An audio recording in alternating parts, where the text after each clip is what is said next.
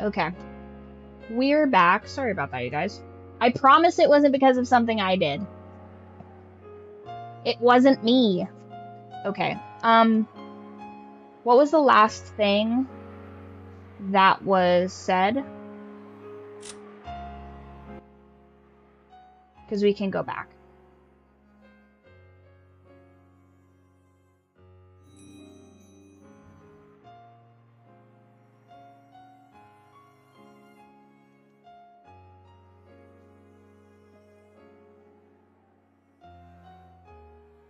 I'm just gonna go to here. That should bring it back enough. 女同士二人きりでのんびり紅茶を楽しみたいものだな。スリランカに行った友人がバラの香りの素敵な紅茶を送ってくれました。ほう、リングラか。悪くない。ならば。Natsuhi planning the treats she's gonna give herself when this weekend at Bernie's thing goes off without a hitch is so funny to me. And I will get a little treat once I trick everyone. Girl dinner. Girl dinner at its finest.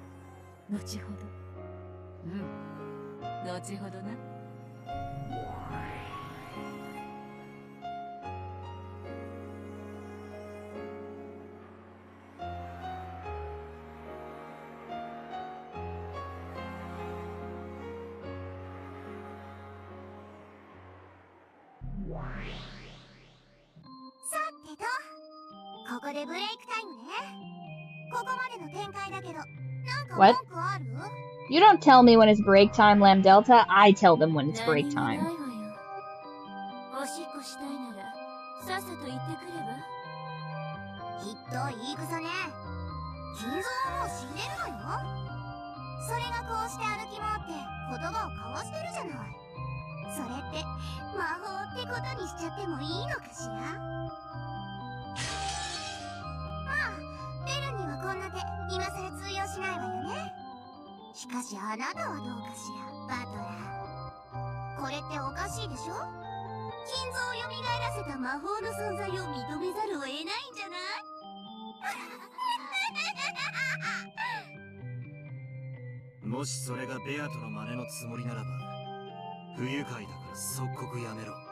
Absolutely.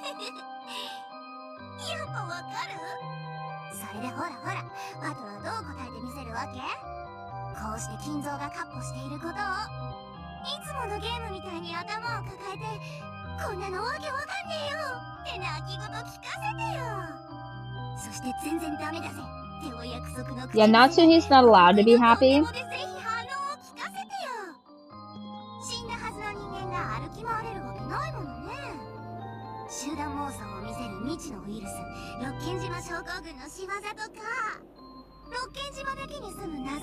Mm-hmm.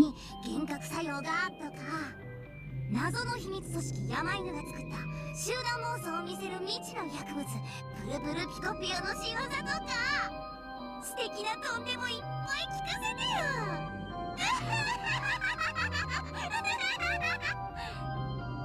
うるさい黙れこんなのは問題にもならない Well, of course.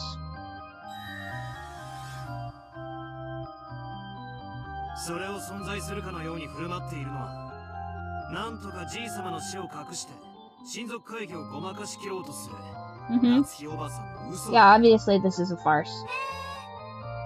夏日の嘘。嘘をつくと死者が蘇るの？それって夏日の魔法じゃないの？この世界はブラウン管を除く前の世界。開く前の猫箱の世界だ。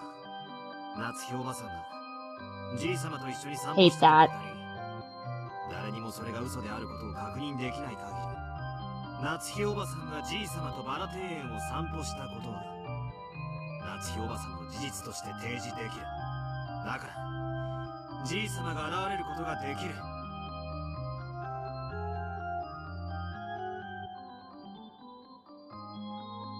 ブラボーあなたベアトがいないと冷静なのねうるさいお前も黙れ。お待ちなさいよ、バトラー。あんたのご公説によるなら、夏日しかいな The what now?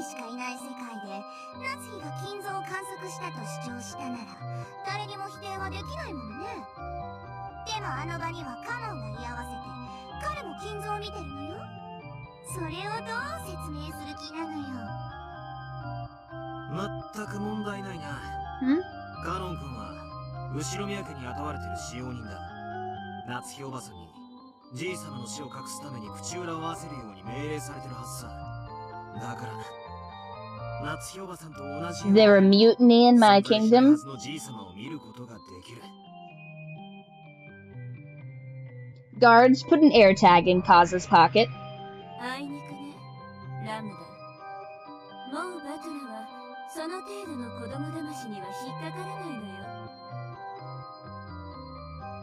そうだね。ま、こんなのゲーム前の前座よ。料理の前のアペリティフ。飲み屋のお通し。An aperitif? 寿司屋の緑茶。うるせえ。青字で言い直さなきゃ先に進めねえのか。そうね。一応もらえる？ Oh, thank you for the follow. じい様がすでに死んでいるにもかかわらず、何事もなかったかのようにカッポしているのは、 Natsu, he's schizophrenic. が生み出している幻想だからだ。同じ思惑を持つ人間たちはその幻想を共有できる。そしてあたかもじい様が存在し、ついさっきまで一緒だったかのように語る。だからさも当然のようにカッポしているんだ。よって夏日おばさんに首していない人間の Wouldn't you have to use a red or a golden or an orange heart instead of a purple one, or is that because Twitch?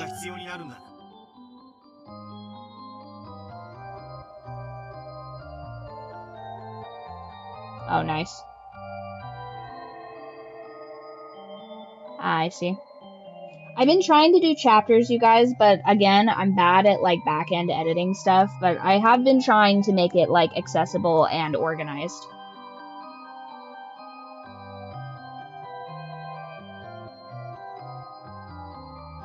Yep.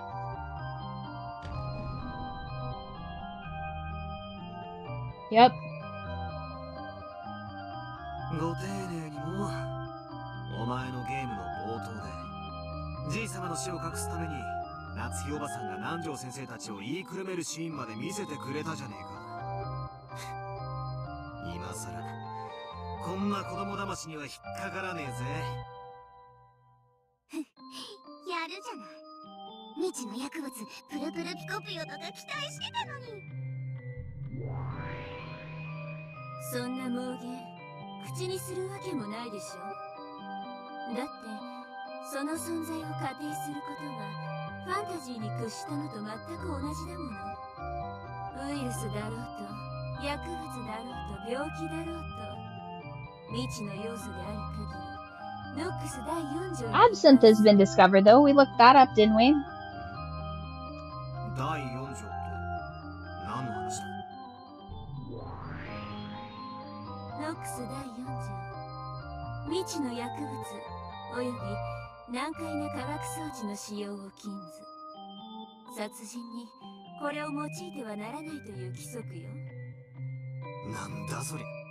未知の薬物 X、 未知の化学装置 X は魔女と戦う上での一番の武器だろうが。それ全部正式なミステリーでは違反だから。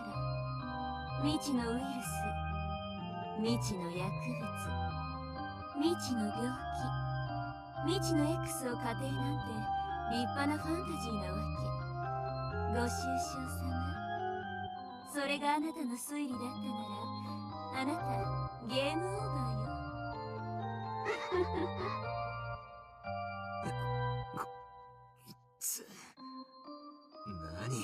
Yeah, it won't be an issue because we're real investigators, you guys. These silly witch girls aren't gonna trick us.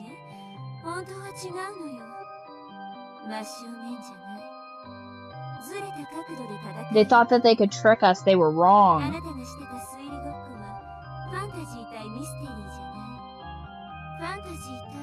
アンチファンタジーでしかないのよ。何を言ってやがるのかさっぱりわからねえぜ。だが一つだけわかることがある。俺のこれまでの戦い方にケチをつけたいらしいってことだ。Oh no. But I don't want to elaborate.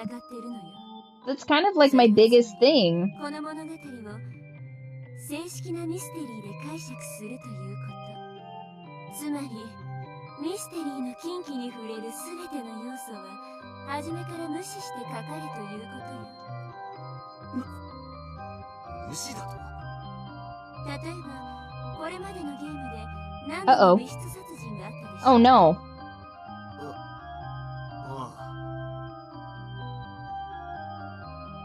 あなたはベアトとその度に犯行現場で隠し扉が存在しないかどうか随分と熱心に確認していたわね。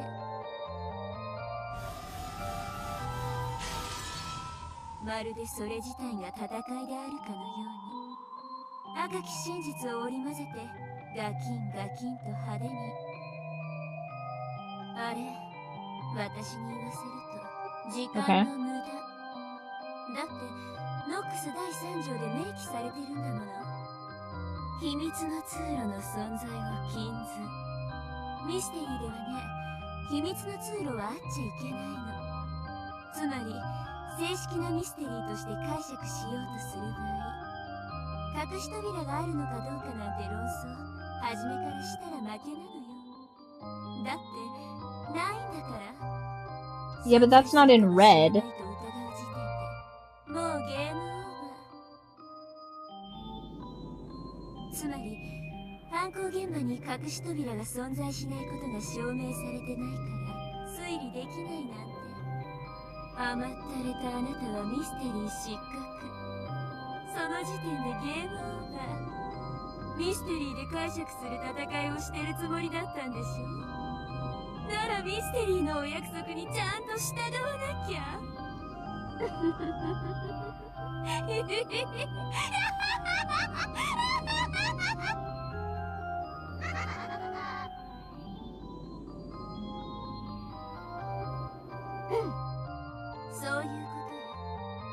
すべての犯行現場には隠し扉が存在してはならない。 Yeah, but she didn't say it in red. だからその存在を確か I can't trust her. That's like the fundamental flaw of this whole thing is like whatever they say, you can't. どこかで聞いたな。推理小説の条件10か条みたいなやつだったか。ええ、そうよ。希代の魔女狩り大司教ノックスが振りかざす魔女をうがつ10本のくさびよ。それこそが魔女幻想というファンタジーと真正面から戦い打ち破るための正しい武器。さすがベルね。厄介な武器を持ち込むことファンタジーの大敵だわ。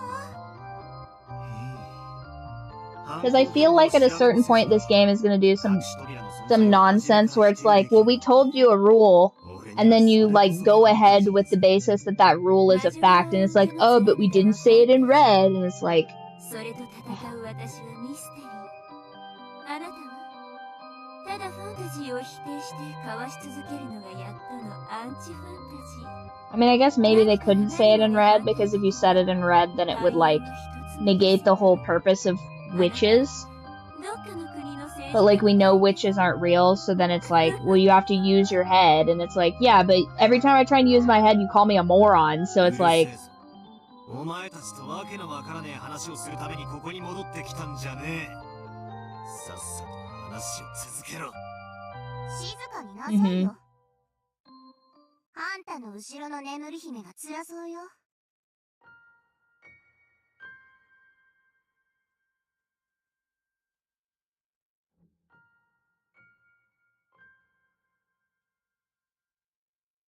Right. Yeah, I'm saying like, say more things in red. You keep calling me dumb, but then you won't like... Then you intentionally deceive me and you're like, how stupid are you for listening to me? And I'm like, fuck me, I guess, for taking you at your word. You goddamn lollies.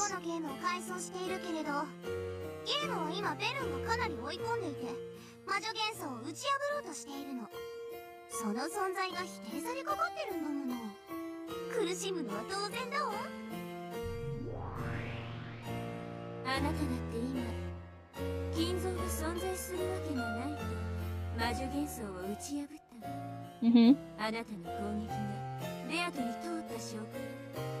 彼女にその苦悶は。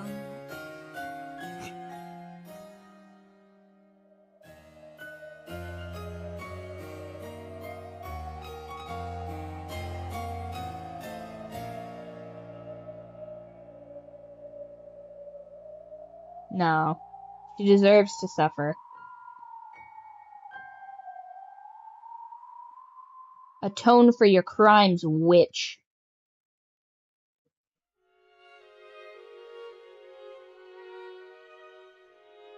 Okay, now once again, this has got to still be a year previous because there's no typhoon.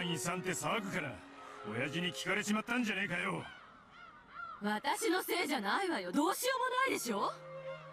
たまたま廊下にいて聞かれてたなんて事故でしょ、事故。予算か二人とも。今回は運が悪かったと思って諦めるんや。男の機嫌なんて。So they okay, that's funny. They made it. They're like, you upset father by talking about the inheritance. He says you all have to leave, and they just took it. They just took their word. Oh, that's funny. That'd be smart. お待たせしました。船の準備が整いました。ほな行くで。今はぐちぐち言っても始まらんで。Wow. またのご来島を心よりお待ち申し上げております。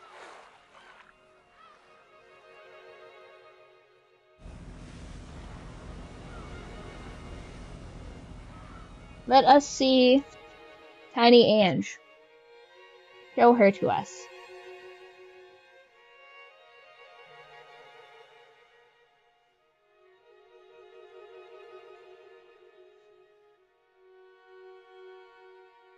船は出ましたか?" はい、たった今出港なさりました。そうでしたか。見送りご苦労でした。主人はどうしてますか？先ほどお部屋にお戻りになりました。お休みになられるとのことです。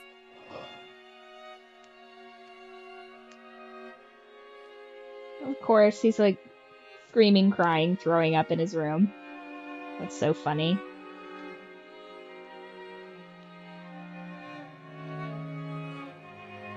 Kraus can do nothing but live in reality when it doesn't serve him, and live in fantasy when it doesn't.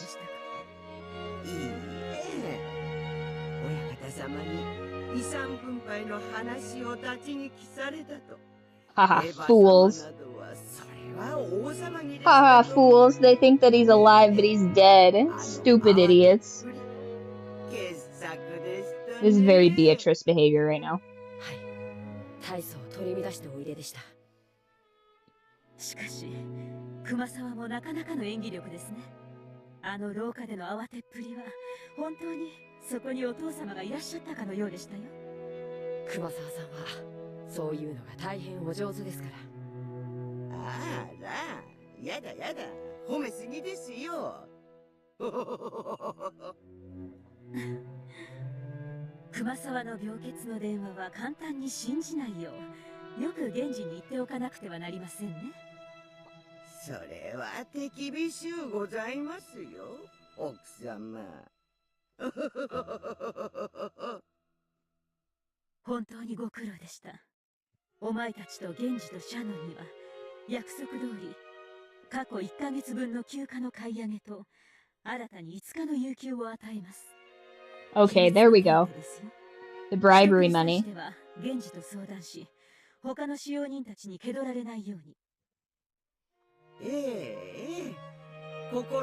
That face is crazy. She's like, as long as the check clears. 声が大きいです。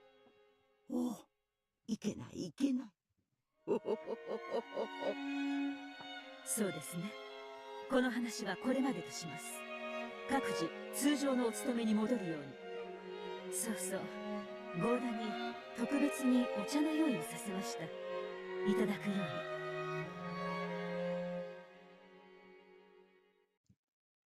Mm-hmm. Nobody, it's the people not getting bribery money are being turned into fertilizer, straight up.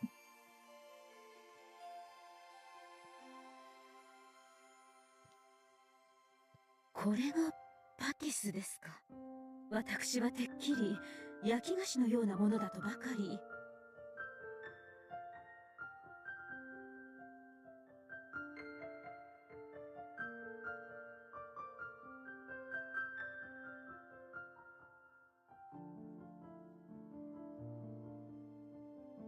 知らんのか？リンブラといえばこれだぞ。紅茶ならクッキー。ああ、チョコでもよいな。日本茶なら羊羹だが、塩昆布でもよい。中国茶なら小籠包。わらわは月餅も好きだ。驚きました。随分と I missed out on getting mooncakes this year. That was a bummer. ああ、伊達に千年は生きておらぬ。世界の名茶は一通り試した。お茶の世界旅行といったところか。Natsuhi finding the secret spice cabinet and having herself a little treat. Love that for her. 今日初めて知りましたので、これは貴重な体験です。わらわは六軒島より出られぬ身。これくらいしか旅をすることはできぬでな。そなたはどうか。富豪の妻らしく世界を優雅に旅してきたのであろうが。ジェシカが生まれる前は、主人はいろいろな国に私を連れて行ってくれました。嫁ぐまでは一度も海外旅行をしたことがなかったので、どれも新鮮な体験でしたよ。そなたも窮屈な家に生まれたらしいな。厳格でしたが、素晴らしい教育を施してくれましたよ。それを窮屈と呼んでは、お父様とお母様に失礼です。雄弁に窮屈であると語っておるわ。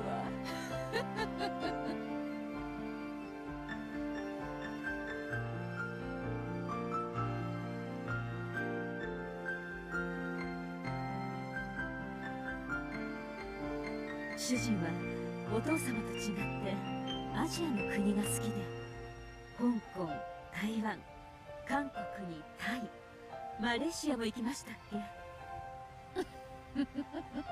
I don't know if I'd want to go to Malaysia.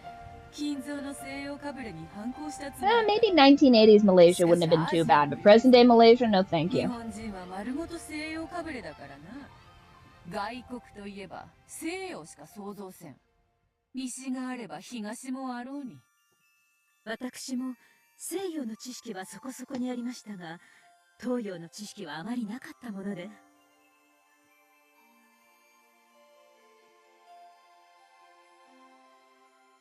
旅先でいろいろと主人にからかわれましたっけ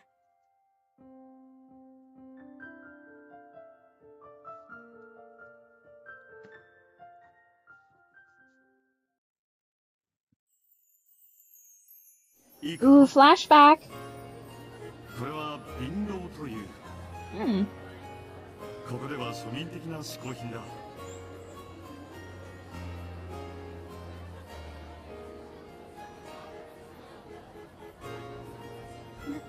なるほど。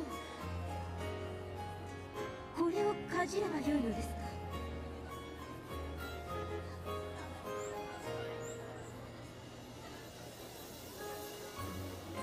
まあ待て。貧乏には食べ方があ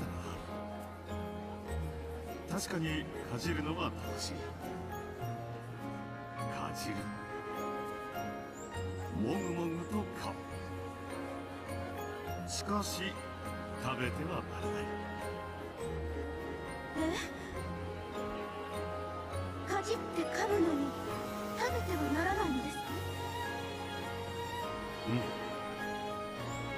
かじって噛む。食べてはならない。Huh. そして汁物を It seems sus. 胃を痛めるよな。わかりません。どうしてそんなものを食べなければならないのです？ガムのようなものと思え。噛むが始味を楽しむ。噛んだクズと汁はこうして紙コップに吐き出す。Oh, cool. お口の中が真っ赤ですよ。拭いて拭いて。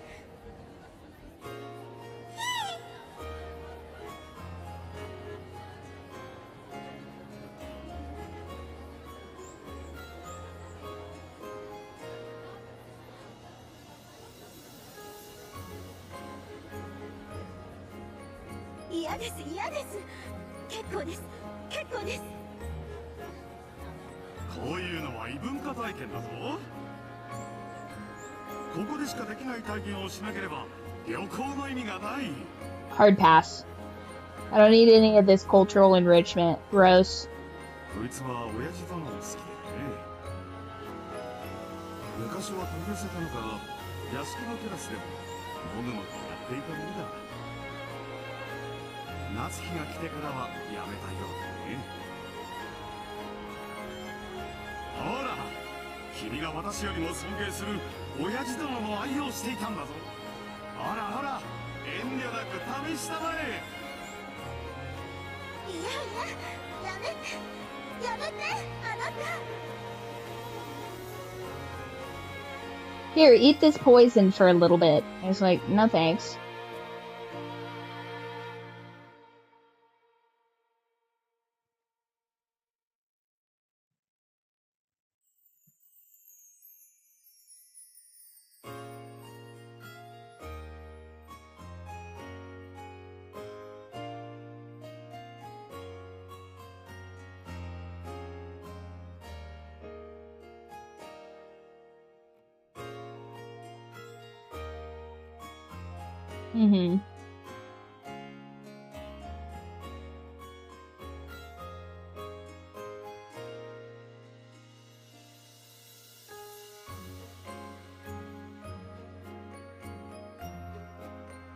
Do a little poison with me, my darling. And it's like, ass. I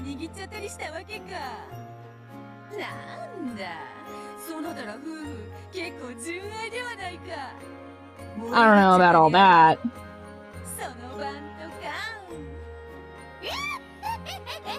Calm down, Beatrice, damn.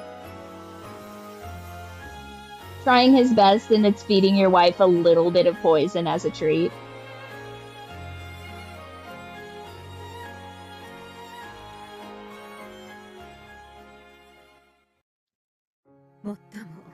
And they held hands.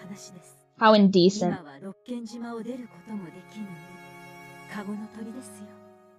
Y'all are crazy.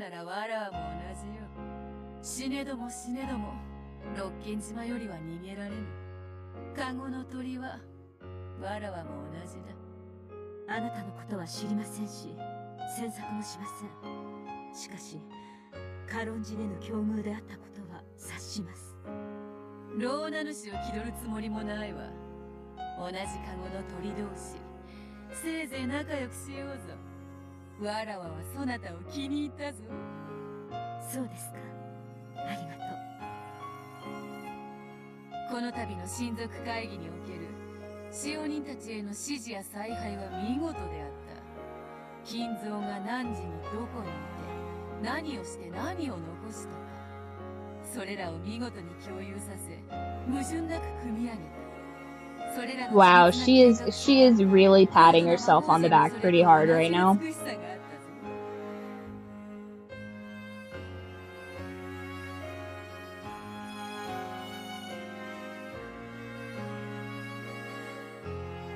Natsui's literally here just playing The Sims.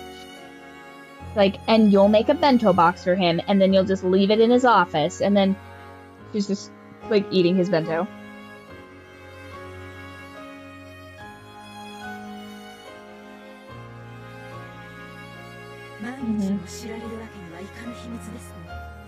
She's doing her best, and it's just logistics.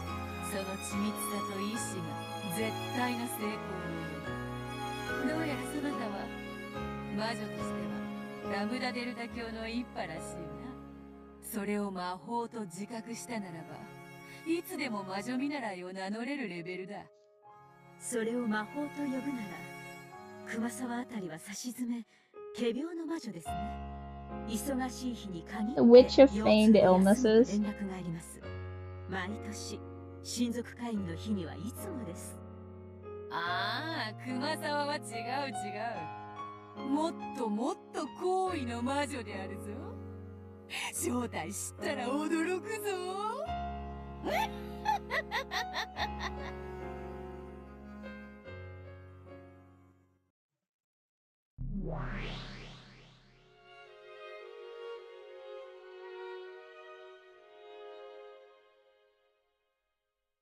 ロノレが気を利かせて、同じディンブラとかいう紅茶を入れてくれたぜ。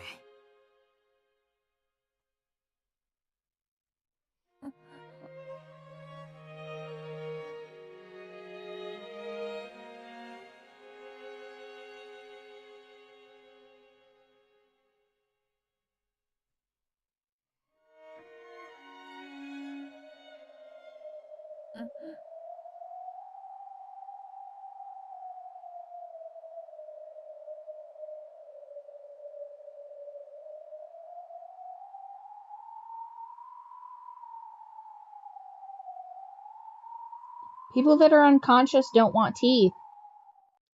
How?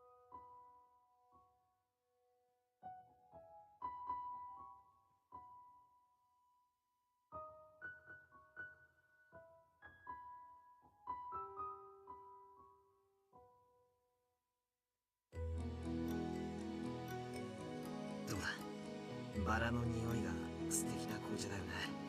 口に合うか。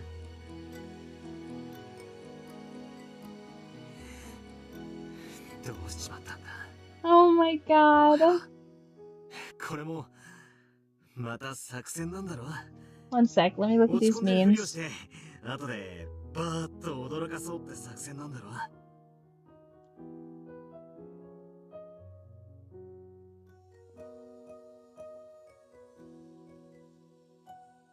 God damn it.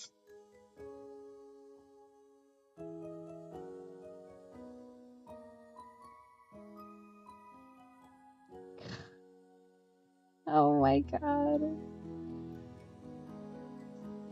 Unbelievable. Somebody has to stop them, you guys. They're getting too much power. You can't let them keep getting away with this, you guys. You have to fight them. Stop letting them win. Okay?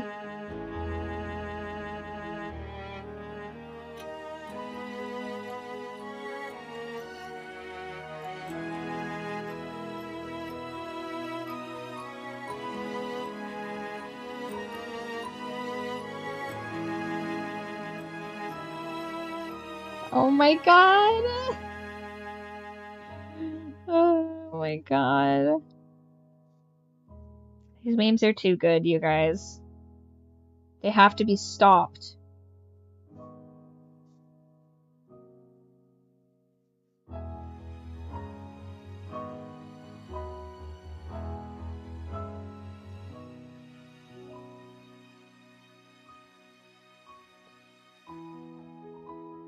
Especially Kira, or not Kira, Kaza. Kaza needs to be stopped because I feel like a lot of you guys are sleeping on the fact that it's Aries season right now, and he's just raking in the points.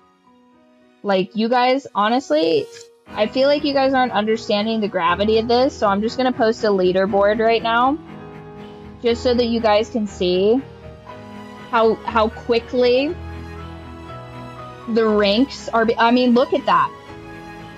I do not see the meteoric rise of this cultist. You know, the ambition should shock and horrify you. Okay,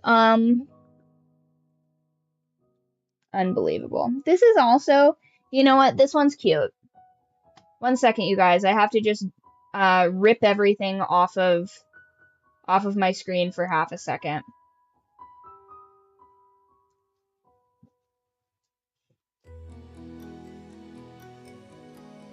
For just half a second, everything's going to be off the screen.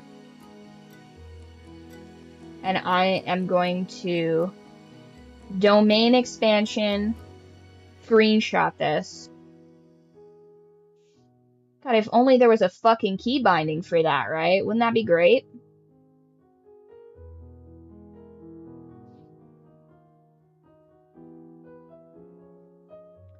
Okay. And save that.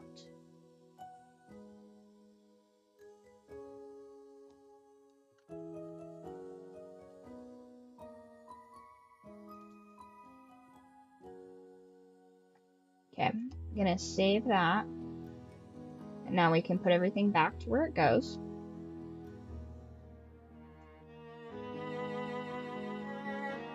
It is a nice image, you guys. Isn't it cute?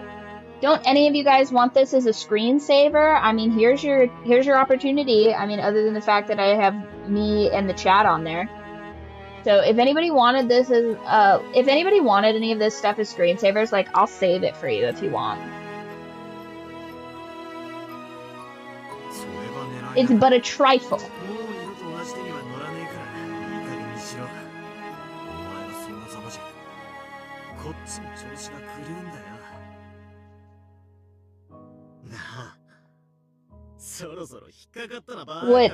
What, dissociated autistic girlfriend and idiot boyfriend?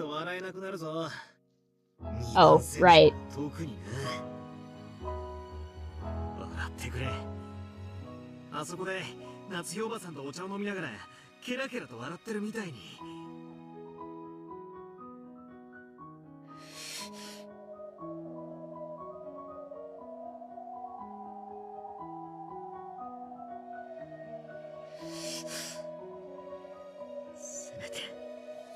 Battler giving her shaken baby syndrome.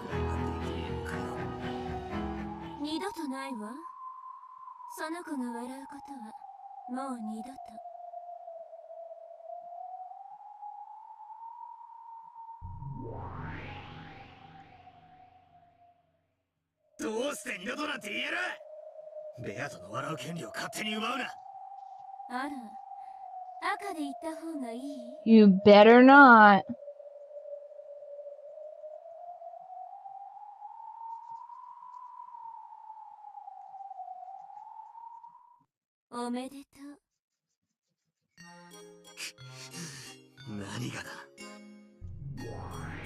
What?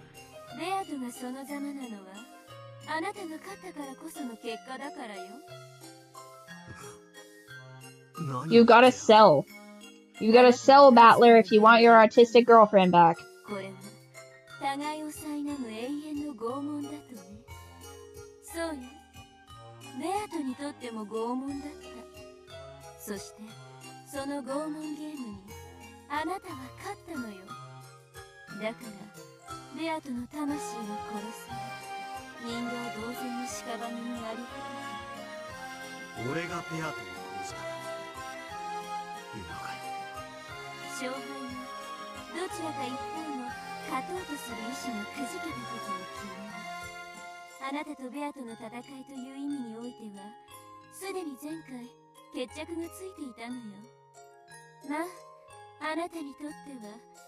So what's he supposed to do? Like, lie? He's supposed to be like, I don't know, if maybe there's witches.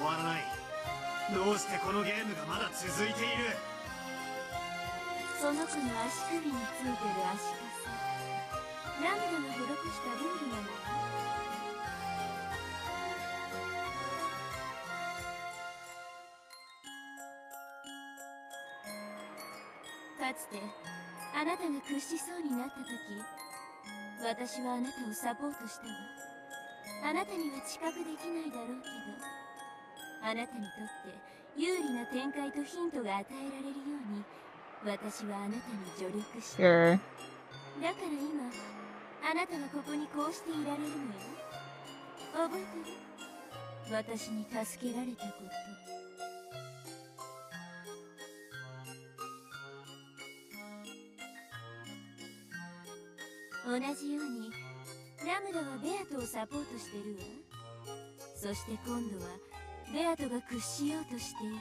Yeah, these lollies are evil, and I feel like that should be pretty obvious to all of us, is that they're a creature born of evil, and they can, by their very nature, they are chaotic evil. Like a mind flayer, they can't be trusted. And anytime they show up in anything, you should be highly suspicious and upset. レアとはその前者に抵触しかけた。だからラムダはそれを潰し、敗北をギリギリのところで回避したの。ゲーム上は立派なサポートだわ。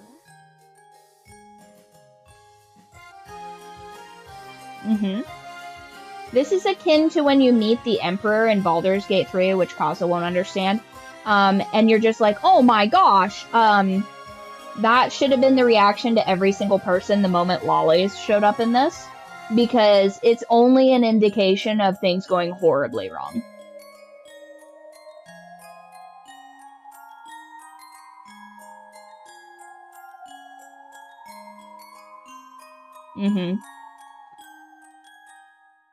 Yeah, fair enough. もう決着している。なのにゲームは終わらない。だから、レアとは俺に託したんだ。早く勝って、このゲームを終わらせろってな。I mean, he's dead either way, so he might as well get to the bottom of it. Unless, here's the thing. It would be kind of interesting to me if, for sake of argument, here's my fantasy, right? Nanjo is actually not dead. He's trying to fake his own death because he's a coward. And he has little cakes in his pocket that he hasn't finished. So Battler, at the very end of this thing, Battler's like, oh my gosh. Right? Oh my gosh. Woe is me. And he almost dies. And this is what we're seeing as a result of that. This is just a metaphor for his brain hemorrhaging out, right?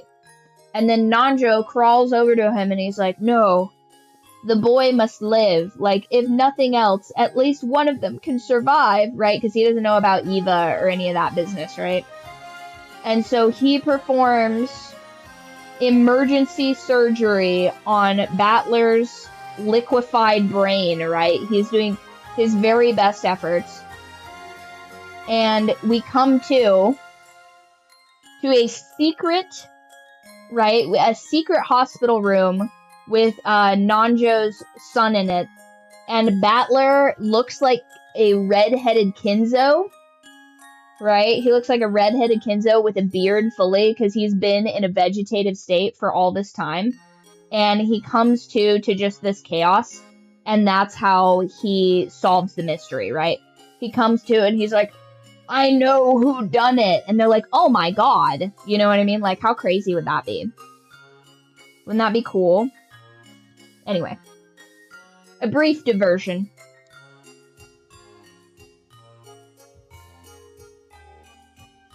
That would also tie up all of these meta moments in a nice little bow, because all of these lollies are literally just his brain melting. Or him being fed like an overdose of morphine. Like, he's just in a regular vegetative state and some new nurse, like, accidentally, like, you know, fat fingers the nozzle or something. And all of a sudden he's, like, in his, like, horrific nightmare dream where he's trying to piece together, like, the deaths of all his family, and all of a sudden lollies show up and just neg him. And because he's in a state of, like, half life, half death, he sees Beatrice's ghost. Because he exists in this in-between. There's potential there, you guys. What do you think about that, Kaza?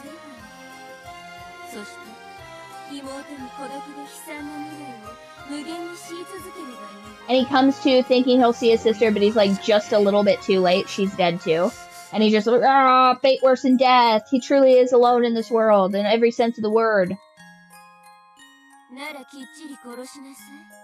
But then he becomes the heir, because he's the last living person, you know? They have to do a blood test, though. And then that's how he finds out who his real parents are.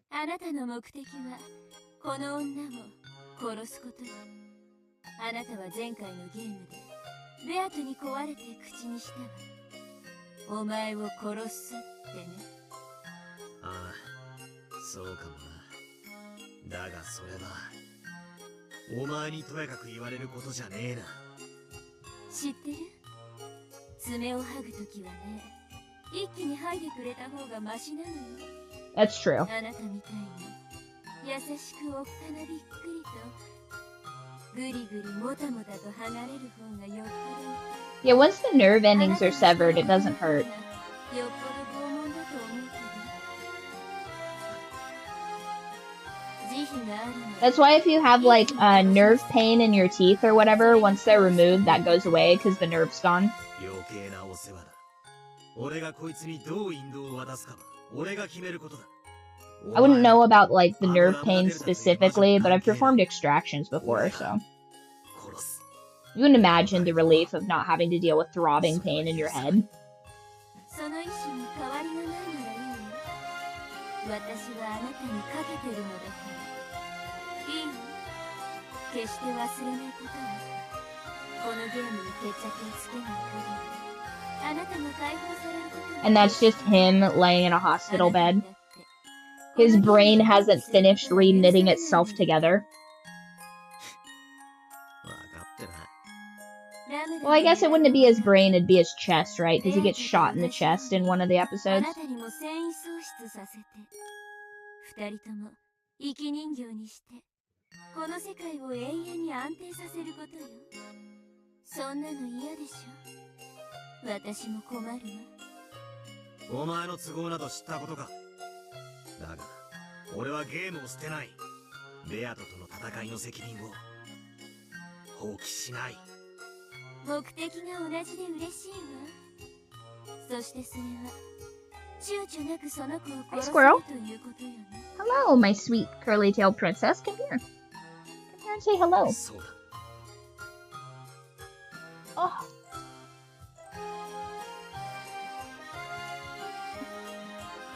Wow. Oh my goodness. Wow. You guys, so lucky. Woo-hoo. Oh, no, for real. This thing is, like, so crazy. Oh, the Empress. The Empress graces us with her presence and her wonderfully curly tail. Have you guys ever seen a cat that curls her tail like this? I don't think I've ever seen a cat that does this. She's so amazing. Oh, oh, my pretty copper queen. Yes. Yes, good times and fun for all. Oh my goodness. Oh my gosh. Oh my gosh. Look at her. Look at how perfect and amazing she is, you guys. Oh, I also I forgot to post their weights. So once again, if you guys haven't already made a guess as to their weights, you can get a free level up in the Discord if you guess correctly without going over.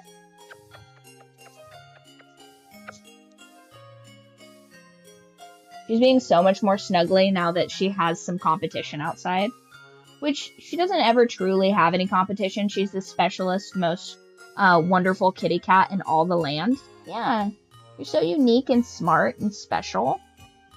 No one could ever hold a candle to you, Squirrel. You're the most unique cat in all of the realm. Yes. But Mink does like to curl her tail around you when you hold her. So I think she's learning that from Squirrel, so she's kind of cheating a little bit. Squirrel did that in a vacuum. Nobody taught her how to do that. She's just amazing.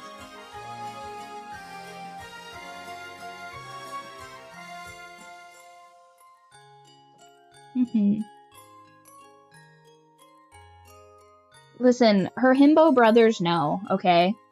Her himbo orange boy brothers know that they are... I mean, I wouldn't say that they're common cats, but like, what's the next rung up from common? Squirrel is surely a rare pole. You know what I mean? She might even be a legendary pole. But what's like one rung up from common? You know what I mean? Because I've had tons and tons of cats. 危機を乗り越える妙案を思いついたと信じる夏日が生み出した偽りの魔女幻想。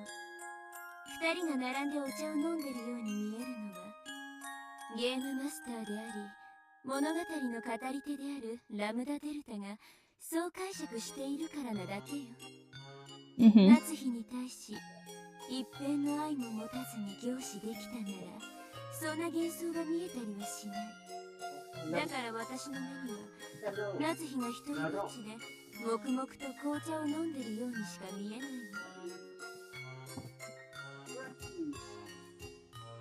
あれは夏日が見せている妄想。あそこにベア No, she's already made her appearances.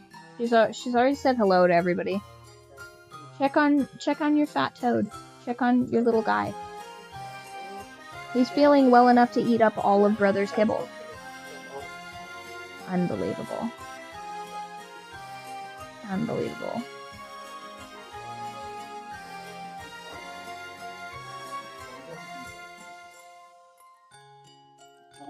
If Battler wanted to, could he say that this iteration of Beatrice doesn't exist to thus perpetuate that a Beatrice exists, but this one is a fabrication, like to soften the blow? Or would that even serve him to do so? Beatrice just choking on her own blood.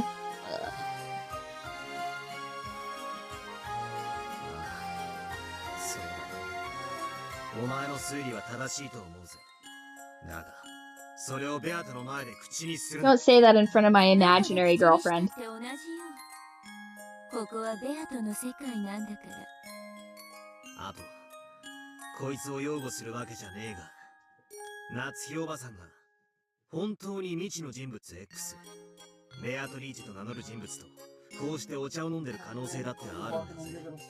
この光景は1年前のものだろうが、この日の島の人数が赤き真実で示されてるわけじゃない。そうね。この日の六軒島の人数についてはラムダも赤では語ってないわ。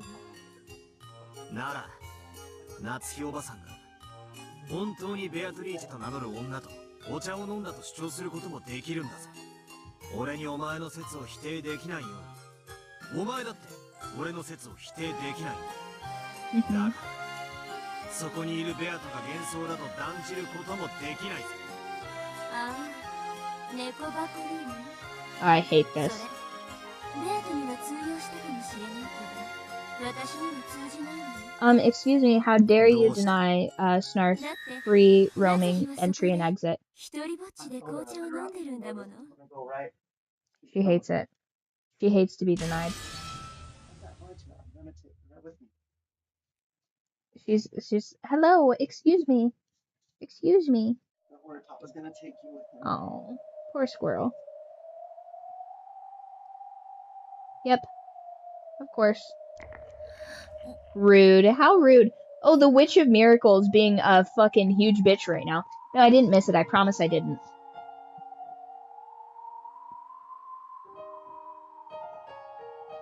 Battler is trying to give her the benefit of the doubt so that he could be nice. And Fern was like, turns out she was there by herself. Read it and weep.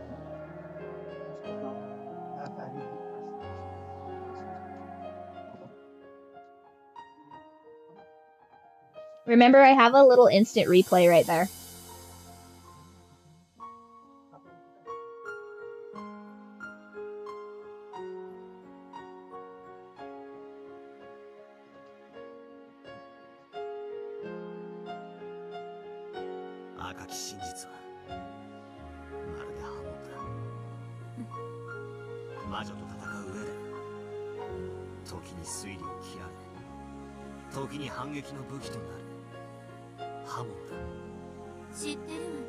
I would like to point out that I made this theory several instances ago.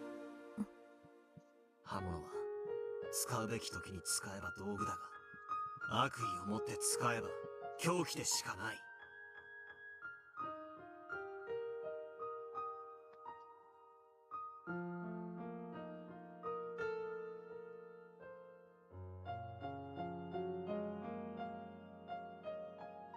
は魔女幻想じゃない。夏日おばさんのプライバシーだ。それを暴く権利なんて誰にもあるものか。Yeah, that's actually pretty based and cool of him. He said, "You don't have to embarrass my aunt. It has nothing to do with the plot. Mind your business." 1986年10月4日から5日の2日間のゲームについてはだがそのゲーム版の外についてまで Yeah. 俺は魔女の存在を問うつもりはねえぜ。そもそも悪魔の証明により魔女の否定は不可能だ。そしてこのゲームのルールに従い赤でそれを語るのもステイルメイトで禁じ手だ。赤き真実でさえ魔女の存在を否定はできねえんだぜ。確かに。You broke your own rule. 魔女の存在を語られるとはね。さすがラムだ。バトラーを人間犯人説と魔女がいてもいいという気持ちのうまいこと中間に引っ張 Why り would 出して she break her own rule just to be a bitch? 人間の心を操るのに Lollies, I told you guys, lollies are chaotic evil. And they should be treated as such. Okay? Nothing good can come of this. There you go. Absolutely. Get out of here. Age yourself up or get out of here. 私もこのゲーム楽しんでるんだもの。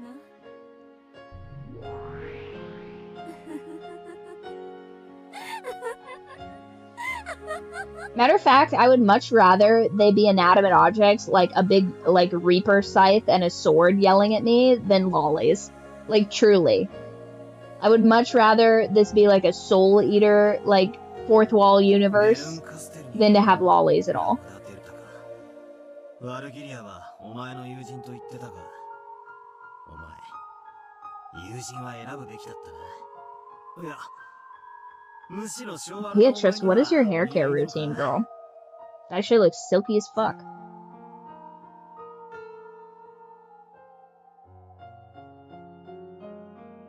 Mr. Kitty, brother ate all your crunchies and you got locked into the room? Man, poor Mr. Kitty.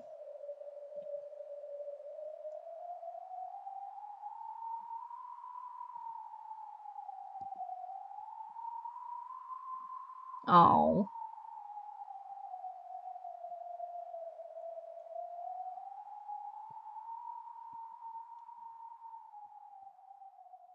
Is this a chapter?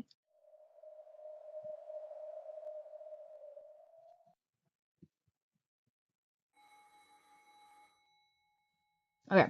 I think that's a chapter, yes? Okay, we're going to take a very brief... We'll take a very brief break. You guys get a snack, get a drink. We will reconvene in like, let's say 10 minutes. Does that sound good to everybody? And I will put it on... I'm going to save it right now. I'm going to put it on... no, I guess this is fine. BRB music. Okay, one sec.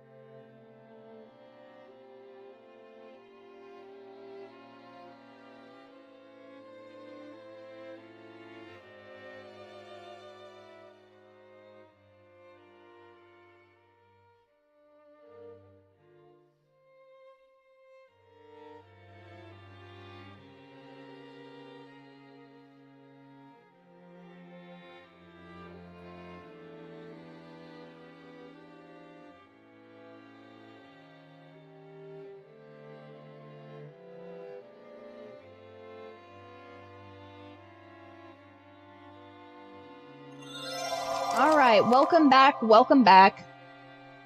I've gotten a little snickety snack. Now let's figure out these murders.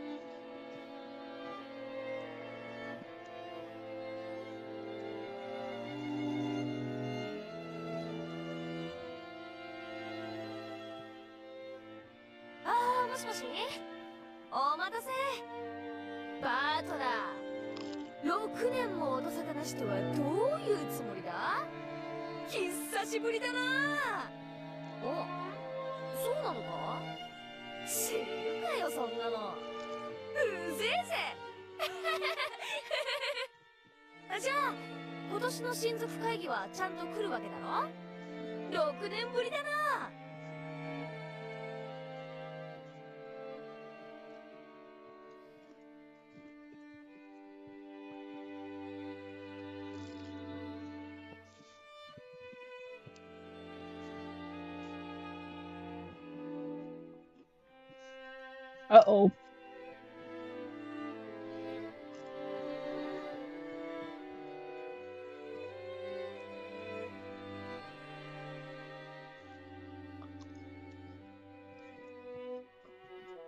Oh, this is not going to be good.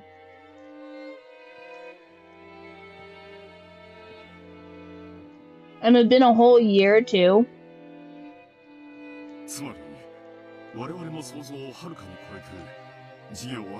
He said 6 months, and it's been a year. Oof.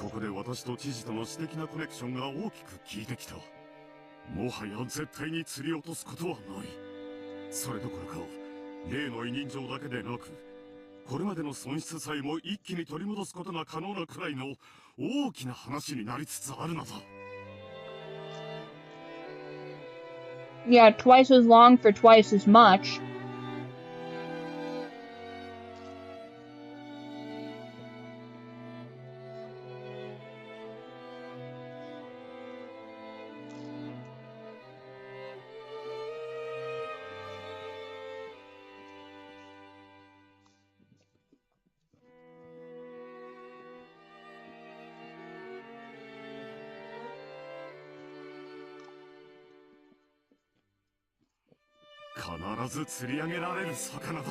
Yeah, usually if the fish is too big, it just snaps the line.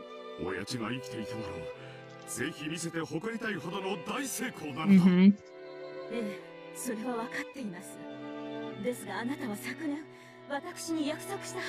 Yeah, don't even talk like that. That's not even...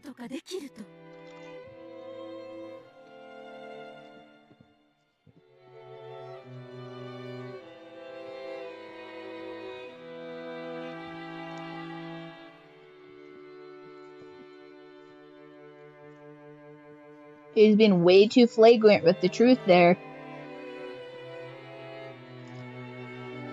Honestly, even if you're alone, don't talk about stuff like that, you know what I mean?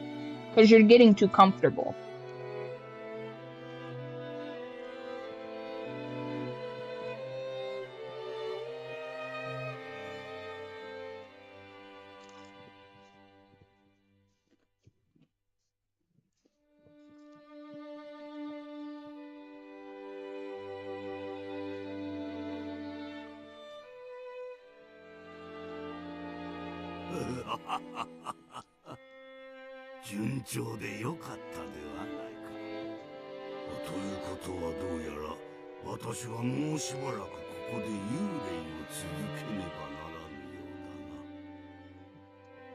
Get out of here.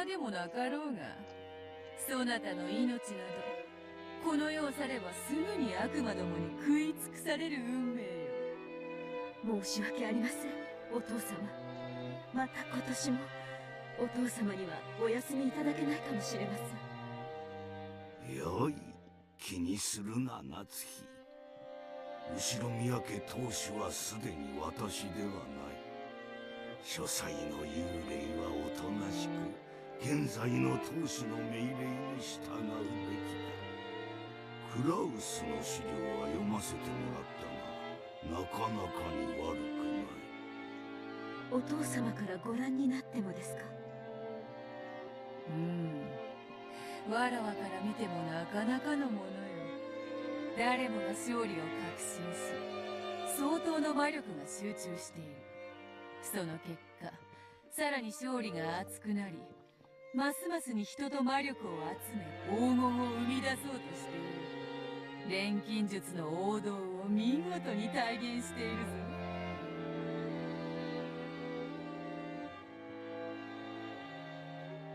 おお、黄金の魔女の太鼓判までつくならこれは心強い。喜べ夏日。このクラウスの事業は必ずや後宮家の危機を救うだろう。ありがとうございます。そして、I like that Natsuhi's dissociation area is just Kinzo's office. She just goes up there to lie to herself and stare off into nothing. Do you think she's drinking absinthe too?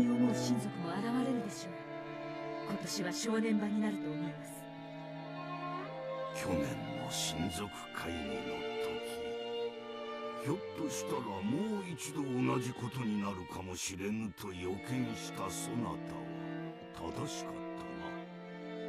最悪のケースを想定するのは、 I mean, you would need to have the liquid disappear because if Kinzo was there, he would be drinking it.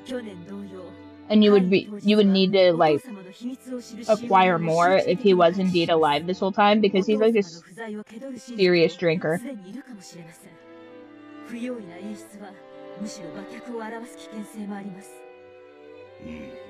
Now most of it you'd probably just pour down the sink, but maybe you have a little nip here and there, you know.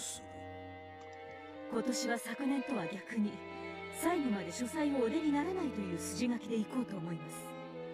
それがよかろうな。籠城は単純にして最後の切り札だ。どれほど屋敷が毒素に満ちようとも、この部屋を密室結界に閉ざす限り、金蔵の存在を否定することはできぬ。それはわらわも保証する。だが、籠城すれば囲まれるは必至。承知しています。それでも何卒もう一度だけお父様とベアトリーチェの力をお貸しください。私は新しき当主の命令には逆らえぬ。そして幽霊もまた聖者の命令には逆らえぬし。I thought the ghosts were like famously known for not doing that, but whatever. それに従おう。ありがとうございます。わらわは嫌だぞ。力を貸せと願われても、願いごときでは聞いてやれぬ。ええ、あなたは古文錬金術師。ですから、貸せと願いません。貸しなさいと命じます。あなたの魔法だけが頼りです。その力で、もう一度だけ、お父様の幻想を。ならばよし。心得たぞ。そなたの貫禄、なかなかに心地よし。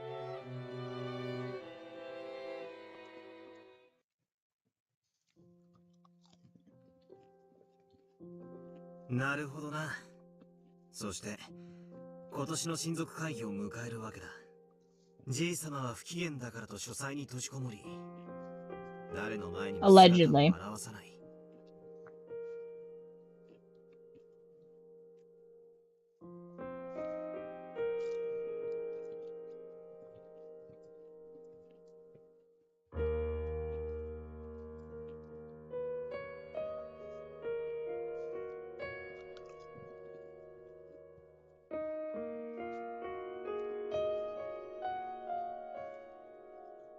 安心しろ。ここはゲーム版のまだ外だ。だから俺はそこにいるお前やじい様を否定はしない。I mean, handicapping yourself for no reason, but sure. お前は前回、全ゲームの開始時にじい様が死んでることを赤で宣言した。しかし、ゲーム開始以前のじい様の生死については言及していない。つまり、Wouldn't be me. I'd have my boot on her neck the whole time.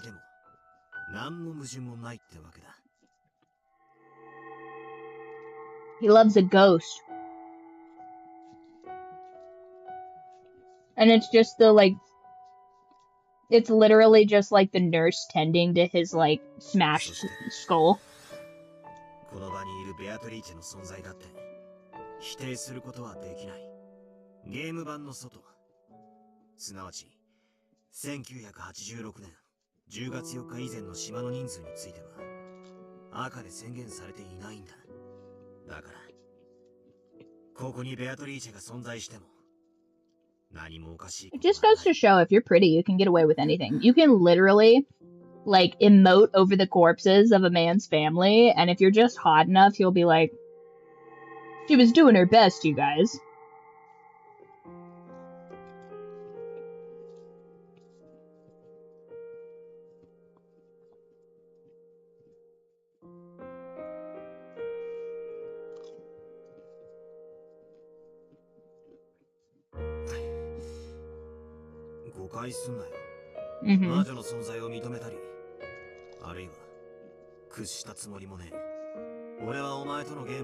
Yeah, but for the most part, you shouldn't listen to women. We say all kinds of crazy things. I am certain at some point in my life I have asked for an ostrich. Do I actually want to live with an ostrich? Who can say? But can you imagine if one of my significant others gave me a fucking ostrich? That'd be ridiculous. I've also, and I can say this with certainty, I have asked for a possum.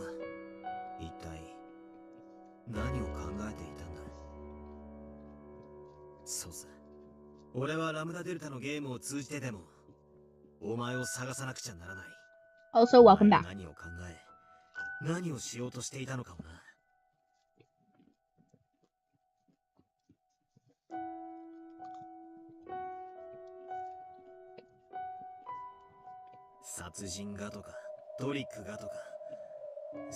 Nice.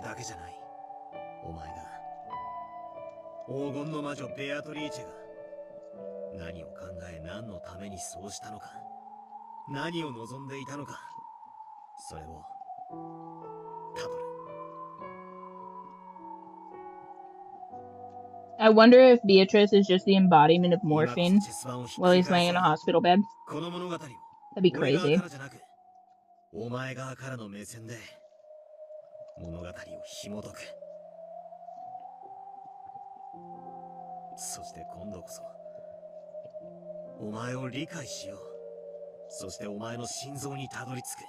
If we have a single musical number in this, I'm raging.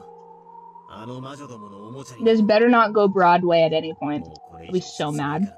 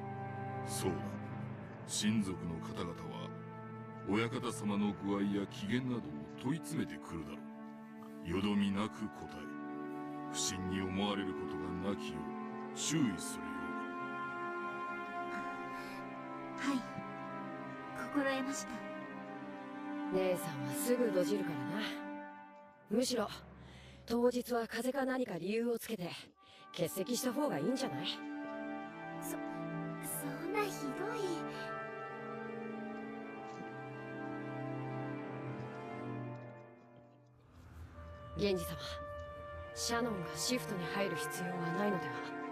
僕たちだけで十分やります。それはできる。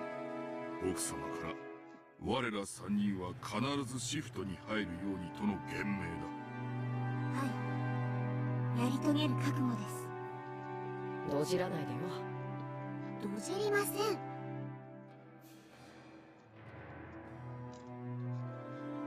シャノン、カノン、すでにお使いする親方様がお亡くなりになっている。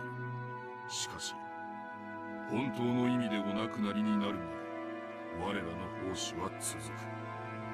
あの書斎は無人ではない。今なお親方様がおられ、日々の研究に勤しまれているのだ。それを深く心得。はい、源氏様。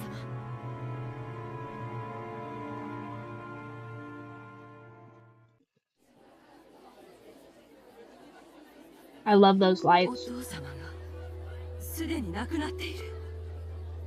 そんなバカな。まあまあ、例えの話や。武田信玄はその死を3年の間秘密にするよう遺言したっちゅう有名な故事があるやろ。知らんか？そんな話もあったかしら。日本史はよくわかんないわ。Cool. 当時武田は織田や徳川 Yeah, to avoid a power vacuum, that's really smart. そこで信玄が死んだなんて話になったら戦況に悪影響が出るやろ。そやから自分の死を3年隠すように遺言したんや。秀吉かてそうやで。主君織田信長の死を敵方に知られんように徹底的に情報規制を行い、素早く毛利と和解して中国大返しを行い明智を撃ったんやないか。一方の柴田勝家はそこで失敗したんや。敵の上杉に信長の死を知られ、思わぬ反撃を受けて足止めを食らい、その後の秀吉との後継者争いで大きく遅れを取ることになったんや。Cool.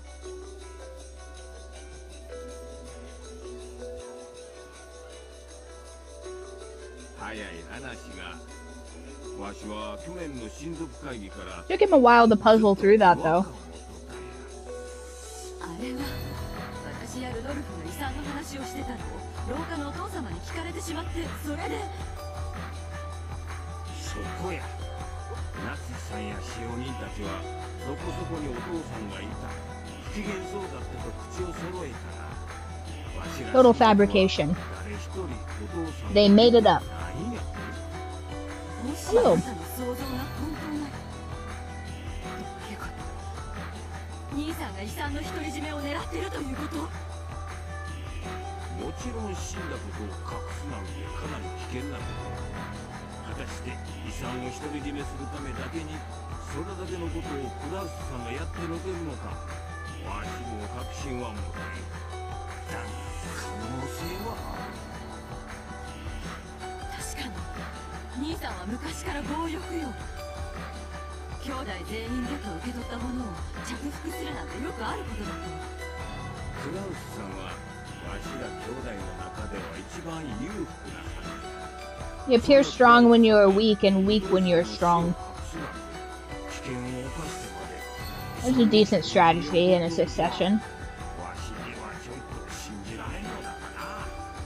だがそう疑いたくなるくらい去年の親族会議はおかしかったよね。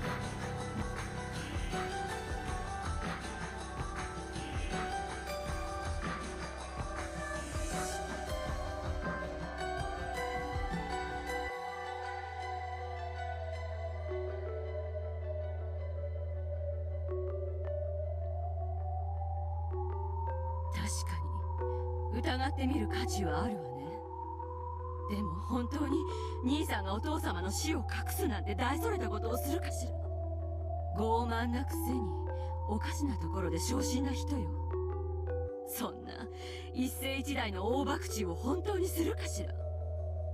No, he wouldn't, but Natsuhi would. 私の会議ではきっちりお父さんのご尊顔を拝謁した方がええやろな。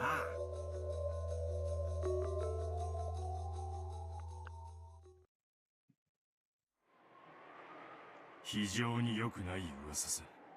どうやら兄貴の事業は俺たちの想像を超えて手ひどく失敗してるらしい。相当の損失を抱えてて、表向きを取り繕うだけで精一杯らしい。つまりクラウスさんからお金を借りるのはとても難しいことという。Yeah, if he has no money to borrow. ああ、泣けてくる。クラウスさんにとって経済的に困窮していることはある種の弱みにはならないの？弱み？そりゃ投資家は超えてるから投資家なんだぜ。実は金欠だなんてことになったら誰も見向きもしねえ。信用第一の世界なのね。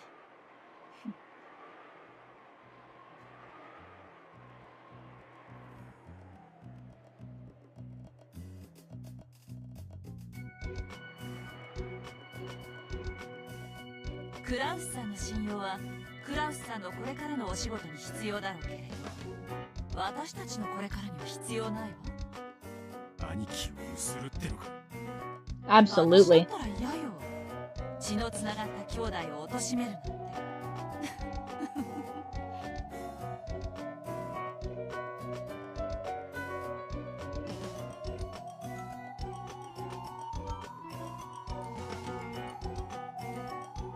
Right. There's a reason she's an S tier. あったら悩んだりしねえ。選択の余地のない問題で悩むのは人生の無駄だと思う。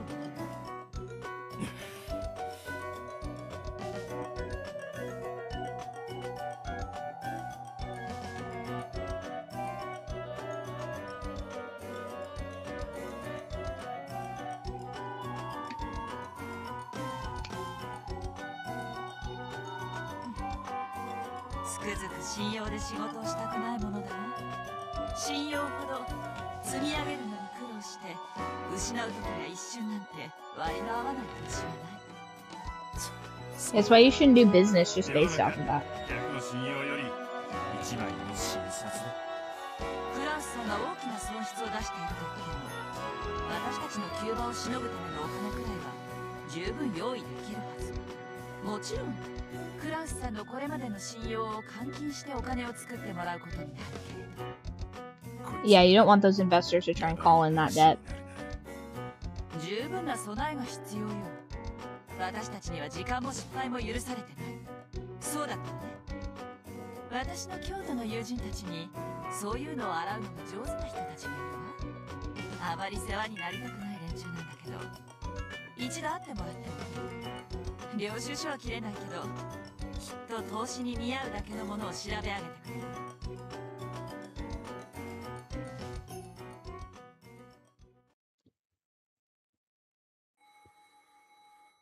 Ooh, who is this? Rosa? Yep. マリアも元気よ。そちらは大きなお世話よ。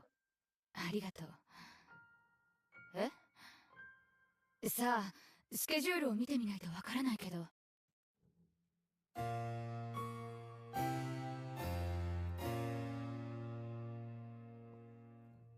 実は次の親族会議についてちょいと兄貴抜きで意見を調整したいんだ。エヴァ姉さんとルドルフ兄さんと私の3人で。 Sure. 頭痛の増えそうな話ね。電話じゃ詳しくは話せない。だがお前にとって聞く価値のある話のはずだ。それはいい話？もちろん姉貴は乗り気だ。姉さんはローザには賛同してほしいだけだ。金を出せとかそういう話じゃない。俺たち3人が全員結束してることがまず大事。わかる。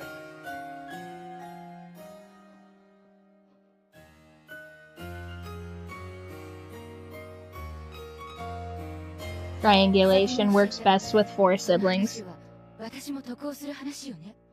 ああ、俺たち3人で2億ずつせしめる。うまくいけばそれ以上も引っ張れるかもしれない。お前の借金それでチャラだろ。それはいつまでにせしめられるの？もちろん年度内。俺も助かる。姉貴も助かる。そしてローザも助かるってわけだ。散歩を丸く収まる。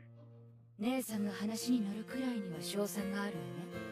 話を聞く気になったか。ちょいと急だが、次の日曜日の19時に銀座のお前のお気に入りの喫茶店で会おう。俺と姉貴の予定がそこでしか合わねえ。問題ないか。2億捻出できる話なら聞かないわけにはいかないわ。では次の日曜日の午後7時にレオポルドで。マリアちゃんによろしく。連れてきてもいいんだ。あの子の前でお金の話はやめて。Don't ever talk about money in front of my child, she says to her neglected. Because her child's completely neglected. Crazy.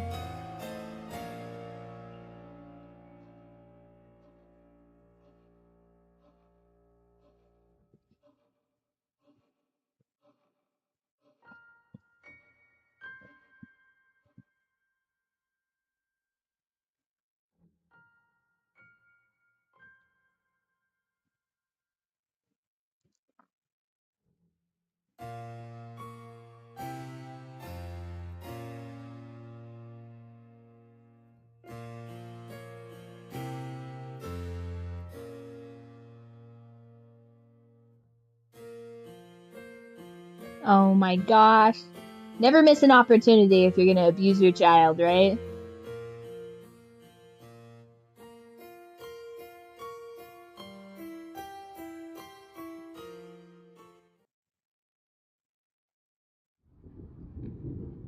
Oof, this is gonna be a tough one.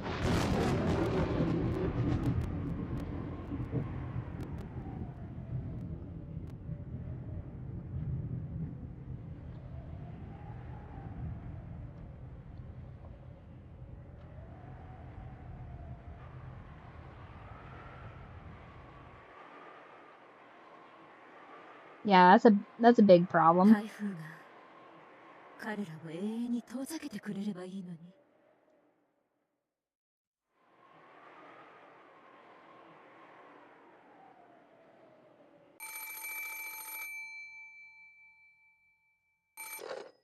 はい。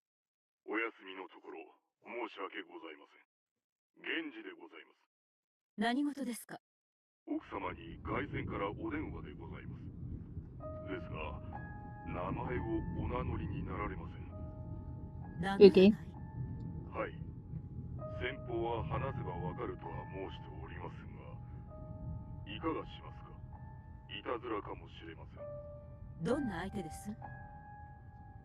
おそらく若い男性ではないかと。お心当たりはございませんか？若い男性。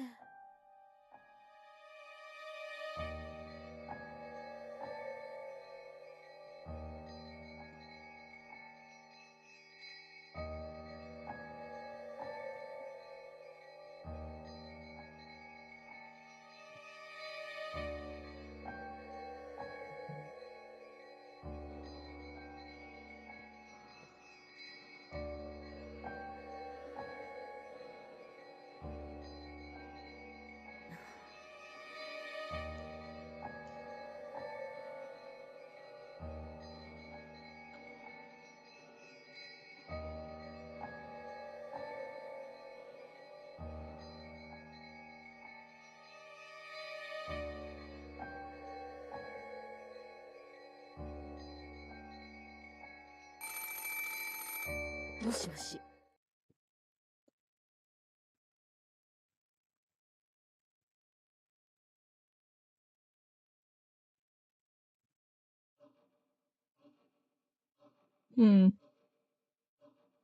もしもし、誰ですか？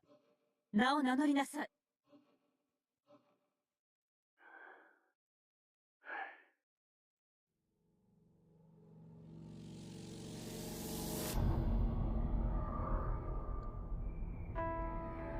久しぶりだな。どれくらいぶりになるんだ？一体何年ぶりかな。何の話です？あなたは誰ですか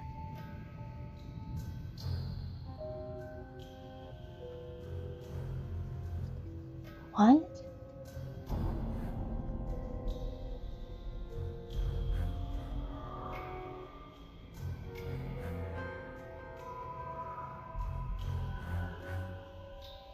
が誰かを名乗るのは勘弁だ。だが、それでは俺があまりに悲しい。何を言っているのか分かりかねます。あなたは誰ですか？そして私に何の用ですか？それが言えないなら興味はありません。切りますよ。俺の望みはあんたに思い出してもらう。Nice squirrel. 何を思い出せというのですか？あなたなど知りませんし、思い出すような心当たりもありません。そんなこと言うなよ。俺はあんたの子供じゃないか。Battler? 何ですって？あなたは何を言っているんです？そんな悲しいことを言うなよ。Oh my gosh.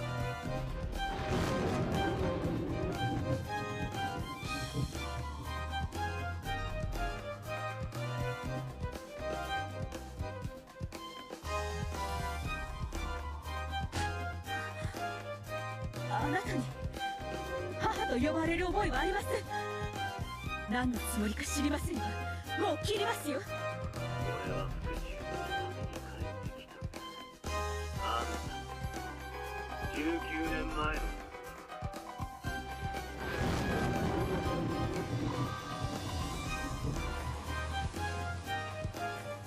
あんた本当はもう思い出して何の話かわからないと言っています。もう二度とかけないでください。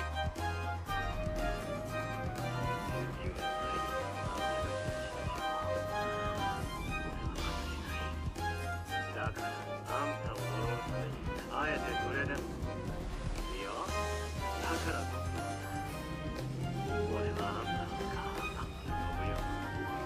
もう少し若いし俺も母さんの子供だから会議の日に帰るよ。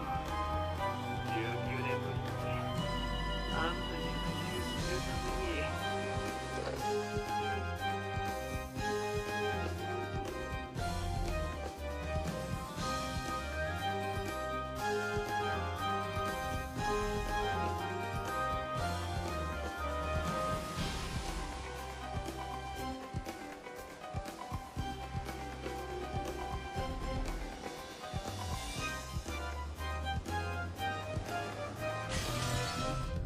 What? New theory. ベルが望めばどこにでも。じゃあ台所の床下収納に入ってて。 New theory time.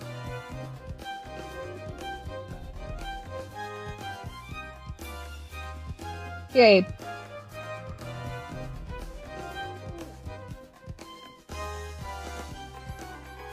Whoop, not that.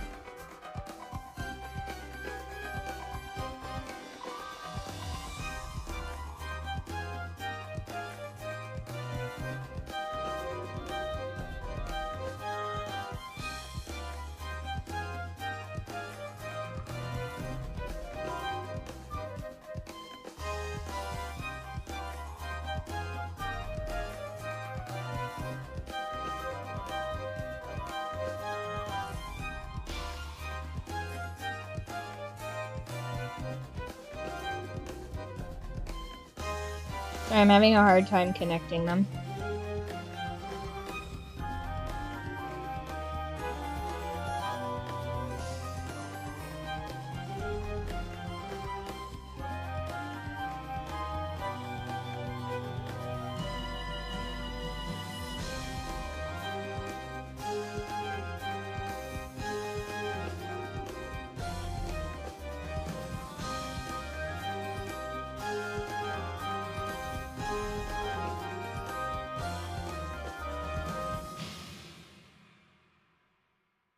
Crazy.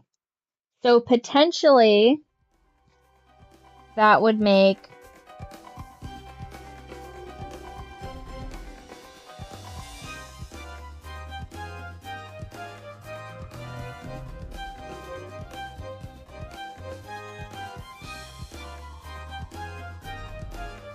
yes.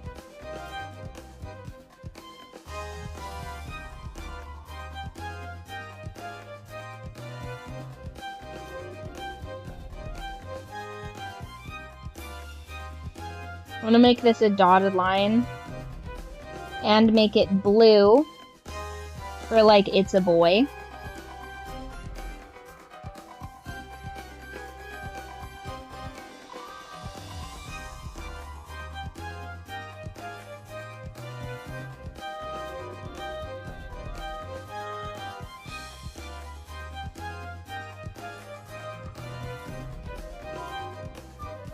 Make it like a dotted line. Make that a dotted line.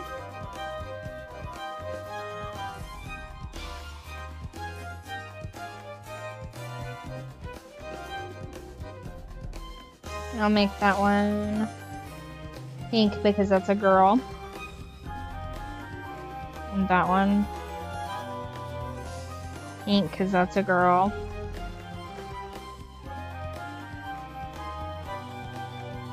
I'll make that one blue because that's a boy.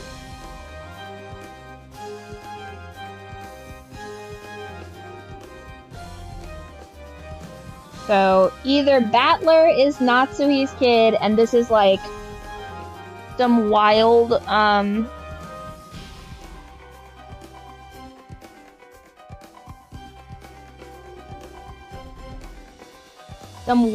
connection, right? That'd be insane. Or can I get a PNG of the silver-haired guy?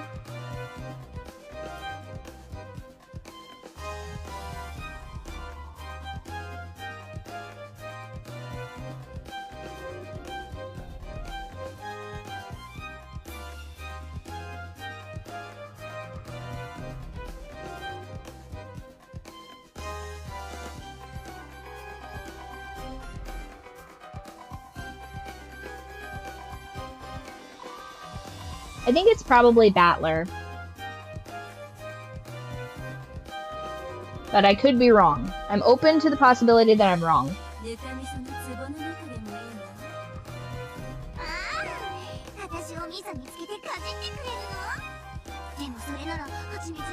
And not the lollies again.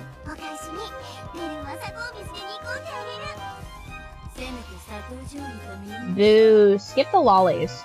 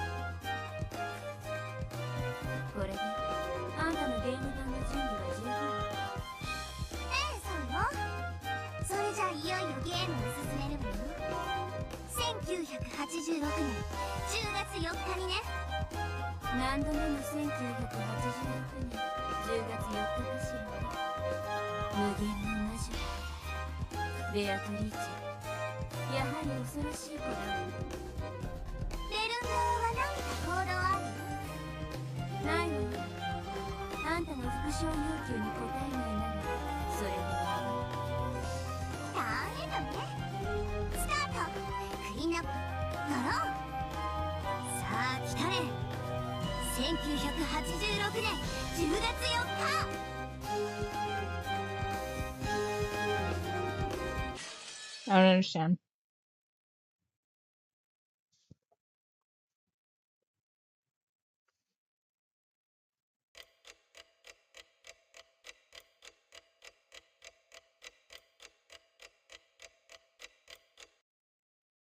The lolly part I don't understand. The rest of it I do.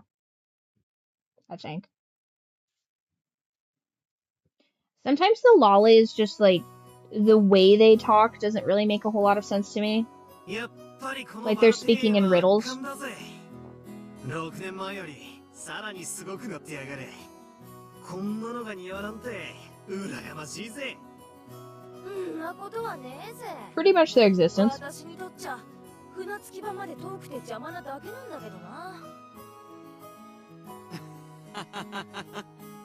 それは贅沢な悩みだね。毎朝バラと挨拶してから投稿。素敵素敵。こんなにいっぱいのバラ、みんなと挨拶してたら遅刻しちゃうね。演者は残念だな。お腹壊しやすいんだって。らしいな。腸が弱いんだろうよ。しょっちゅう下痢してるぜ。TMI, Battler. Gross. レディーにそういうの言うのいけない。それはすまねえ。そうだよな。女の子のお尻からはマシュマロが出るんだもんな。エンジは体調が悪くてマシュマロが水飴になっちまったわけだ。それはさすがに下品が過ぎるね。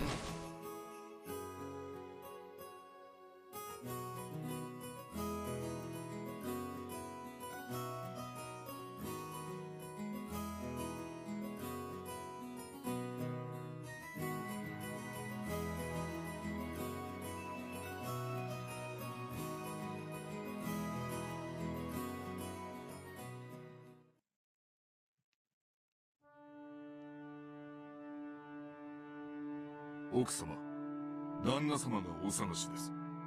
もう少ししたら行きます。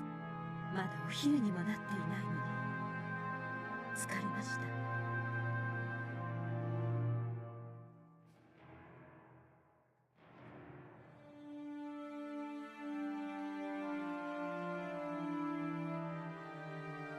お父様は問題ありませんね。はい、お任せを。シャノンとカノンも今日の段取りを十分に心得ております。熊沢は嘘をつくのが上手なようですから心配しませんが。Oh my god, Tiramisu is the weak link, of course. 少し心配です。隠し事が苦手そうでおられますから。お任せを。可能な限り私が南條先生のお近くで補佐するつもりです。あなたがいてくれるなら頼もしいですね。本当に助かります。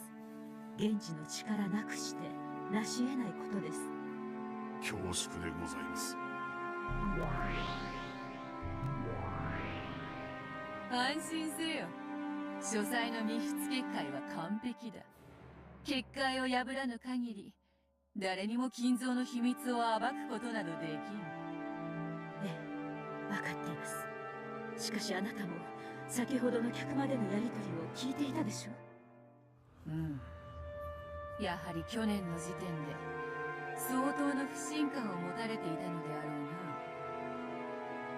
うな。No, just his head, Kaza. Not his body, only his head. So that I might make him a sticker.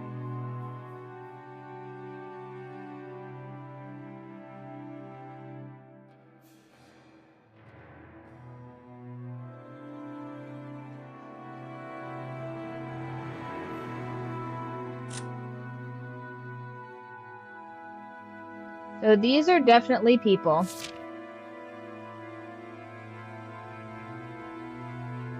I see some characters have been omitted.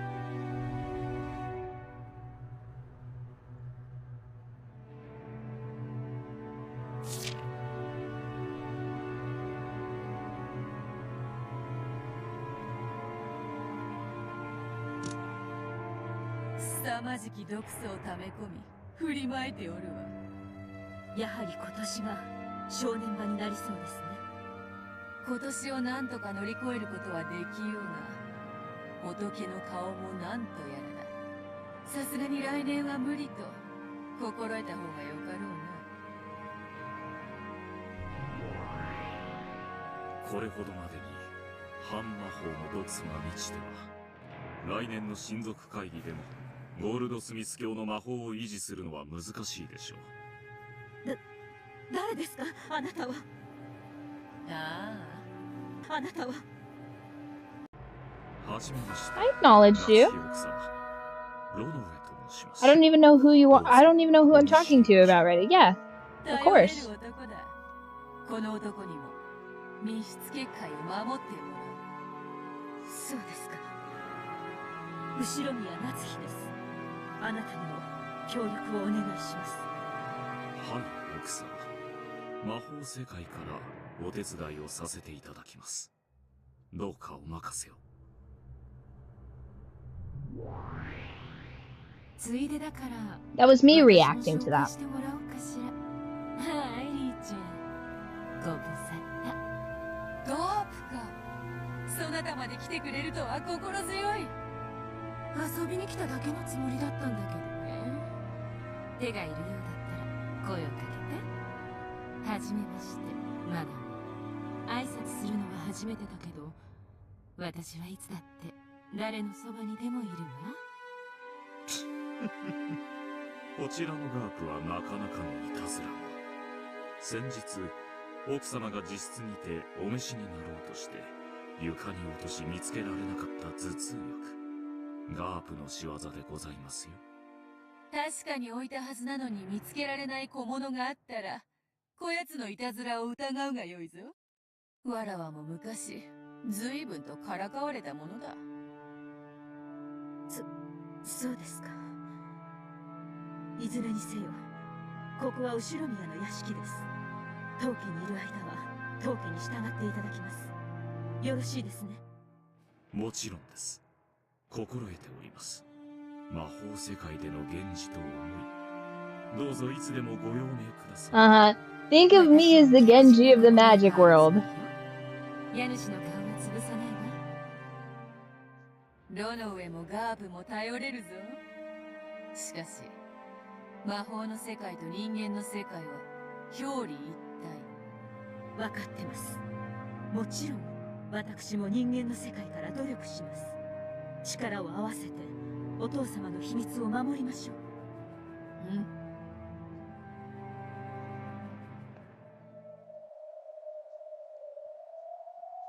いつもの展開だな。どうせ翌日にならなきゃ話は進まねえ。まあそうね。10月4日は私にとっての準備ターンみたいなものだし、バトラに何もする気がないのなら10月5日までのんびりしててくれていいのよ。6人死んだら呼んであげる。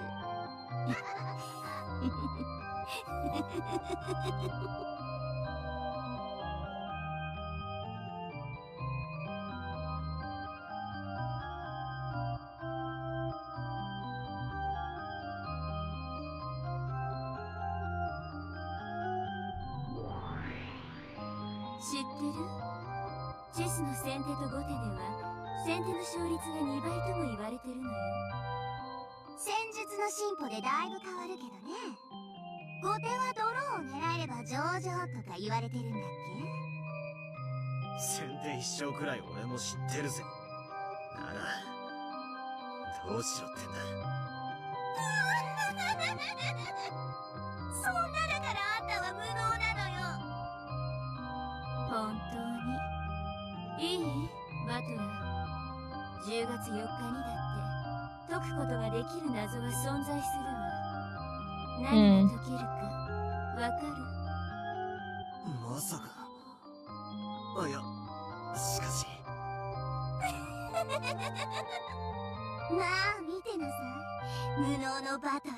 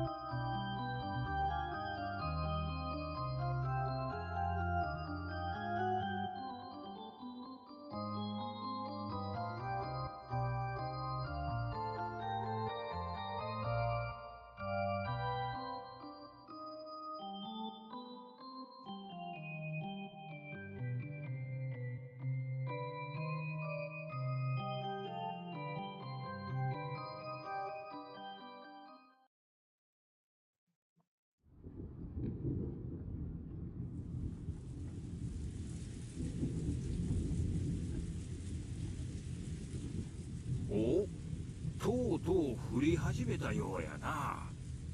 やれやれ。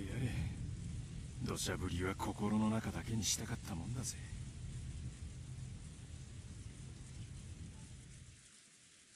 これで親族会議が終わるまで私たちには逃げ場なしってわけね。それは兄さんたちだって同じよ。逃がさないわ、絶対に。こっちのカードは悪くないのよ。兄さんは虚勢を張ってるだけだわ。絶対に屈服させてみせる。取引っちゅうんはな、相手を任すもんとちゃうで。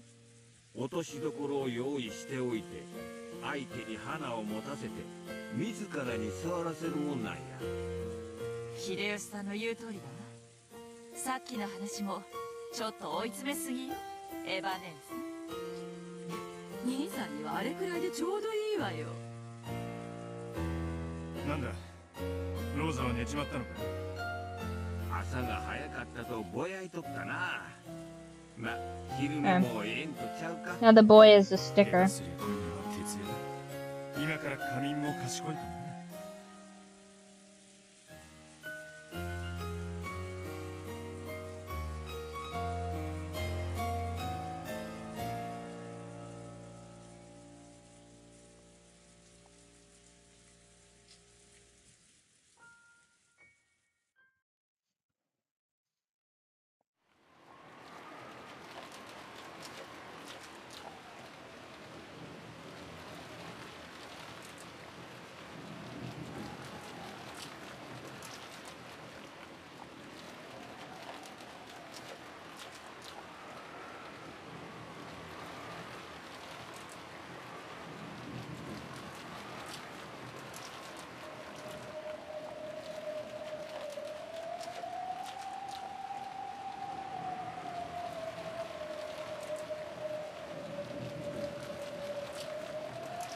こんにちは。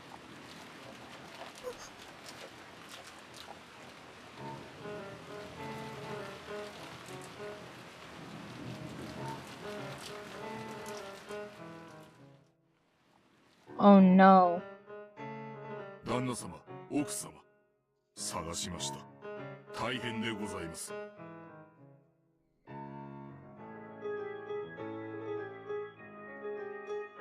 どうしたのかね。シーツを雨に濡らした程度ではそこまで慌てることでもないと思うがね。何事です？何か粗相でも？海難事故で漂流されたと申す方が先ほどお屋敷にいらっしゃられました。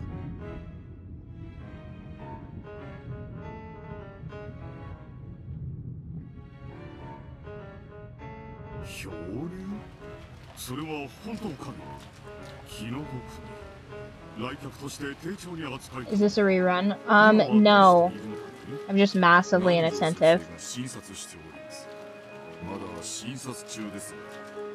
I grasp the basic nature of what's occurring here, but I was trying to adjust a sticker in my notes. それはいいか。私とナツヒは今大切な話をしている。終わったらすぐに見舞いに行こう。その漂流者にはぜひくつろいでほしいと伝えたまえ。かしこまりまし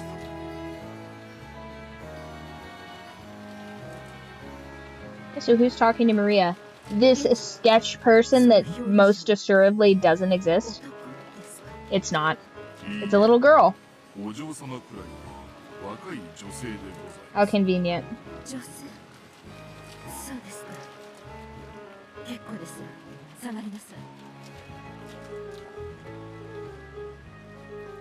It's me? Oh. I'll reserve my judgment until I decide if I'm upset with that or not. That'd be crazy, wouldn't it? It looks exactly like me. I'm like, oh fuck.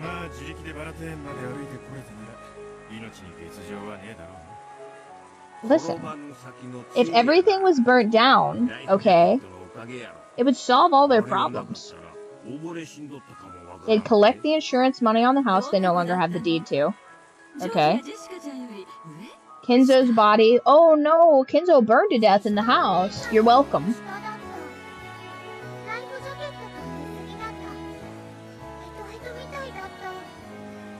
漂着したのが船着き場のあたりだったのに、本当に不幸中の幸いね。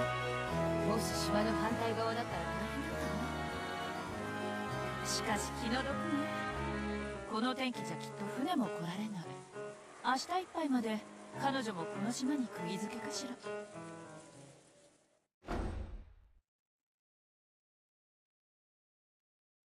皆様、お茶はいかがですか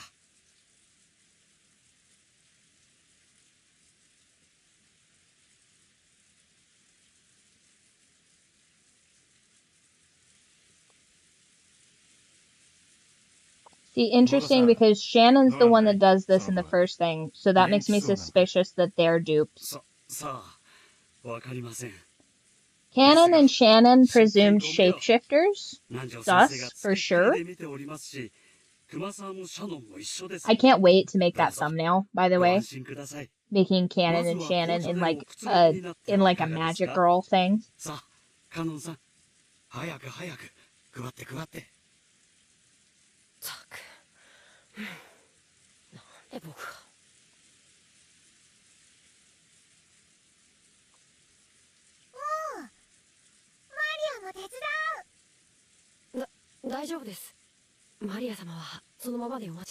Like, imagine that the actual... Hold on. Imagine that the actual reason that Georgia's parents are so pissed off at him wanting to be with Shannon is that Shannon's not a girl. Like, Shannon is perceived as being a boy, and everybody assumes it's a boy, so they're just like, no, you can't marry this femboy. And he's like, her and I are in love. And they're like, George, fucking knock it off, okay? Like, we have to, like, secure the bloodline. And he's like, I am securing the bloodline. This twink will be, I mean, this beautiful woman will be mine. Hilarious. It'd be so funny. And everybody else is kind of like, like, because they kind of know. It, like, really pisses Eva off, and so she kills them all about it. Oh my gosh, Squirrel is sleeping all crazy on my Oracle deck.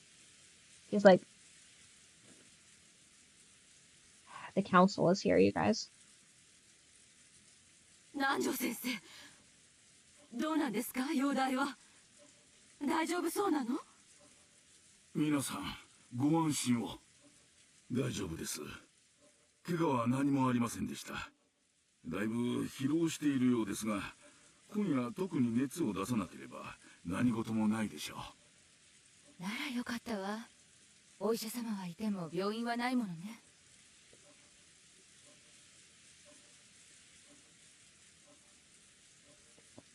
This series constantly gaslights us, and it makes me sick.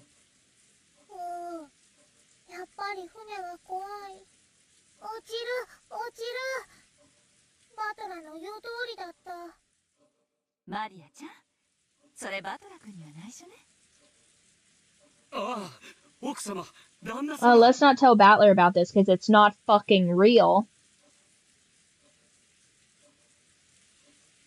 Oh, hello.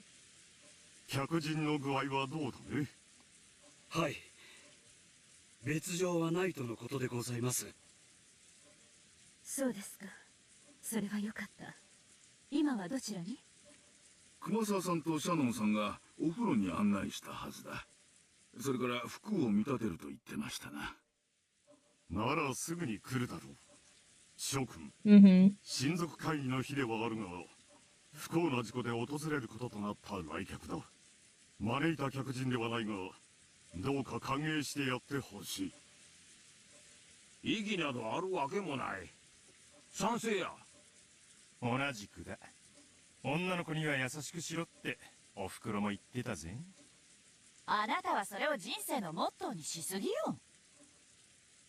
ジョージたちも呼んだ方がいいわね。全員で挨拶しましょう。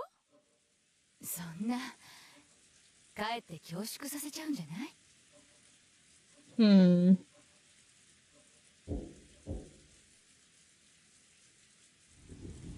氏でございます。お客様がお越しになられました。Hello.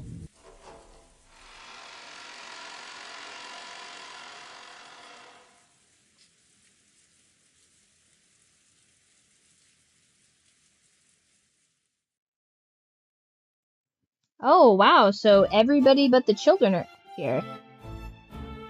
Huh. Who is this ugly child?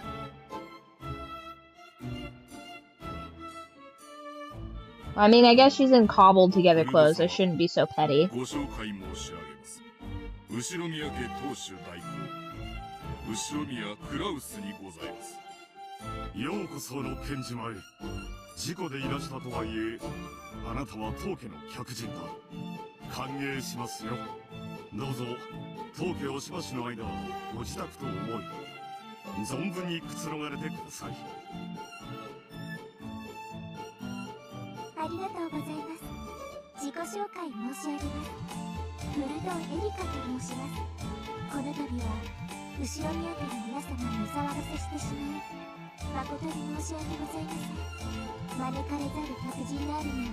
Huh.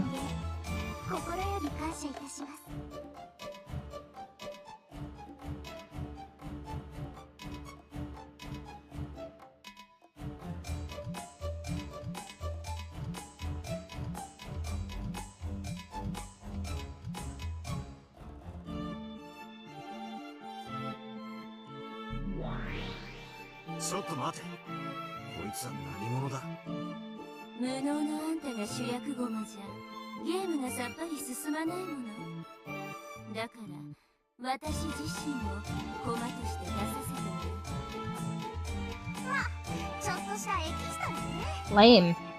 Hate it. It wouldn't.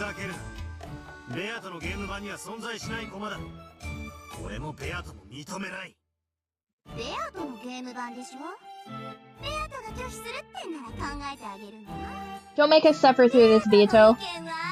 Say something. No.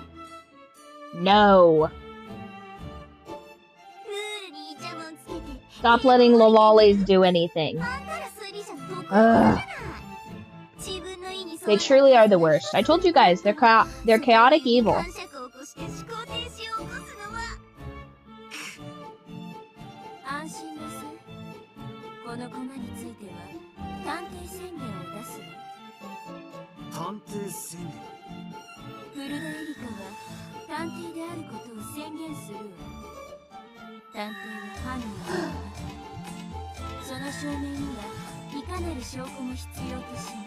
Fine.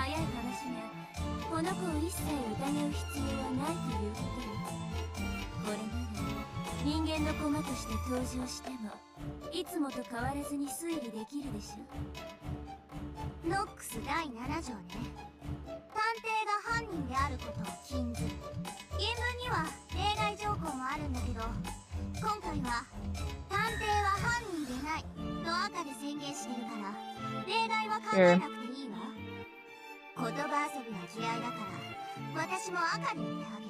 They're also not an accomplice.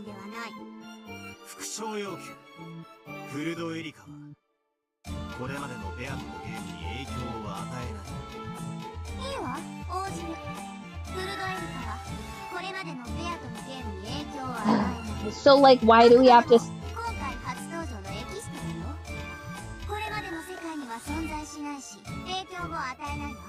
Fine.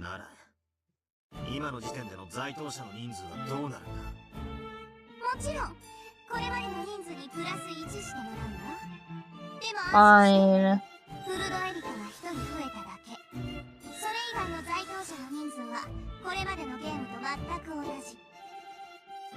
Okay. So, Kaza, based on the fact that this character is a detective, can we trust her the same way we can trust Battler? Is that what her status as a detective means?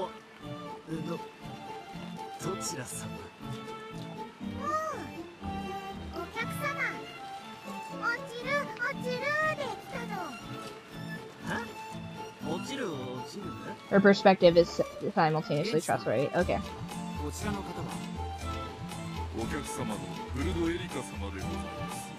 Oh my gosh. Umineko really said, how can we include more unnecessary dialogue? And they were like, hold my beer. Hold my black tea. I'll show you. I'll insert a character that serves no purpose other than to be a duplicate of Battler, essentially. One more person for us to explain the same plot points to. Fine. How many lollies can you possibly cram into one single game? Umineko.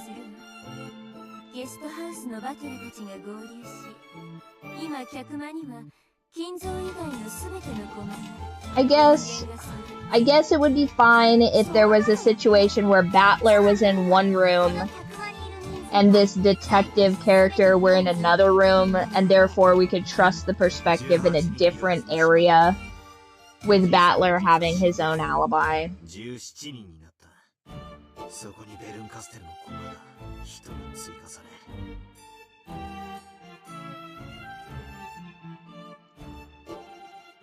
Okay.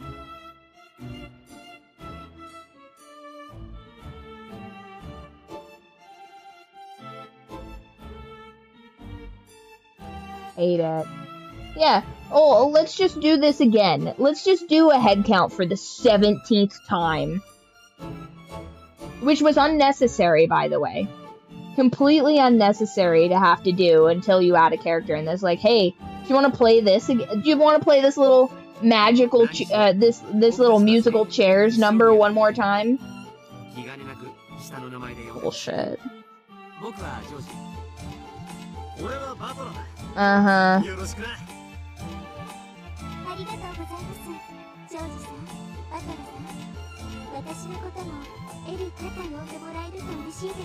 Okay, they are in fact in the same room together. So they are two different people. Fair enough. This is an instance where we can in fact ascertain that Shannon and Cannon occupy the same space at the same time in the same room. Which is to say the same space. That's what Battler and the detectives say.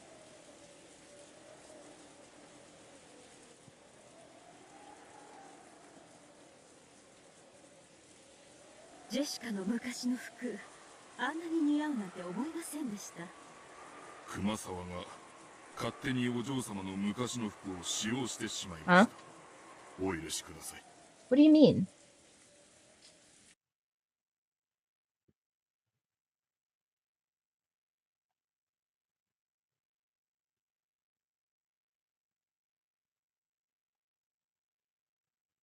In front of all the relatives,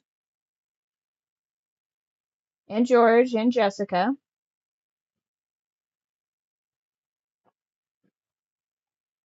Okay, alright.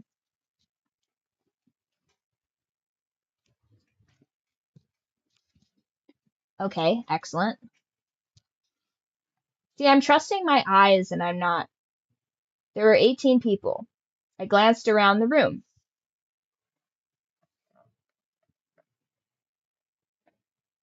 I'm going to do in red because he's here. I glanced around the room. There was Kumasawa. There was Shannon. There was Genji.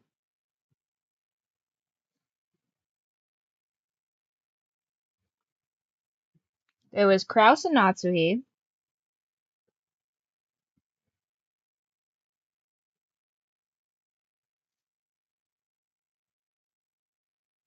And Goda.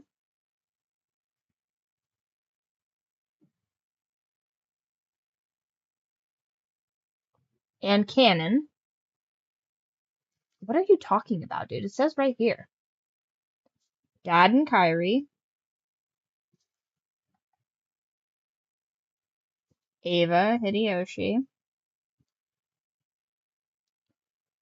Rosa Maria Nanjo. George. And Jessica. Dude, what are you talking about? They all have check marks next to them. What was the point of all that?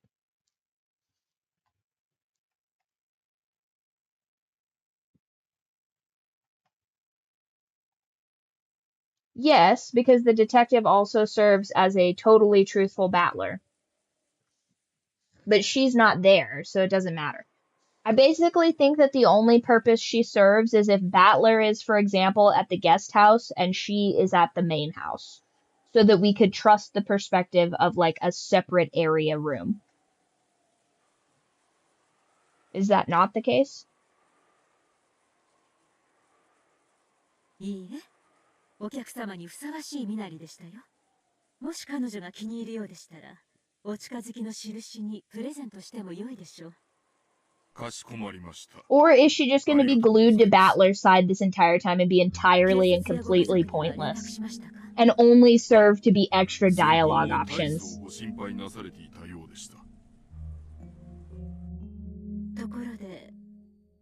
Yes.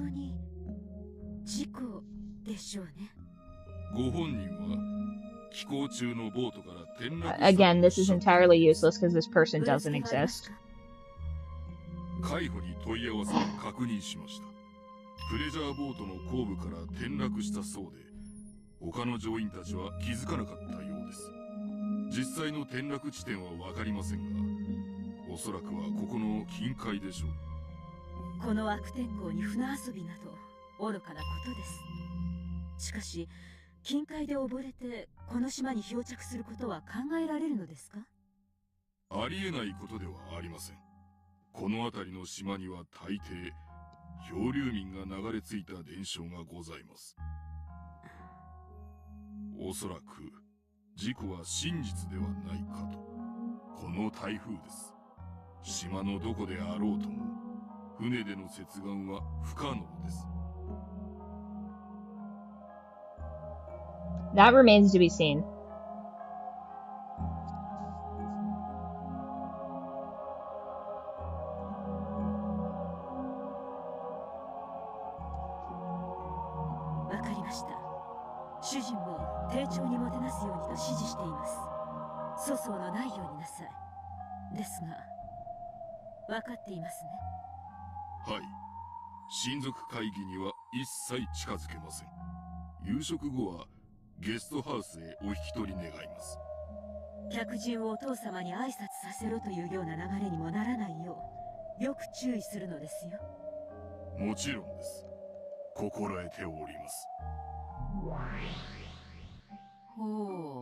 Finally, she's back.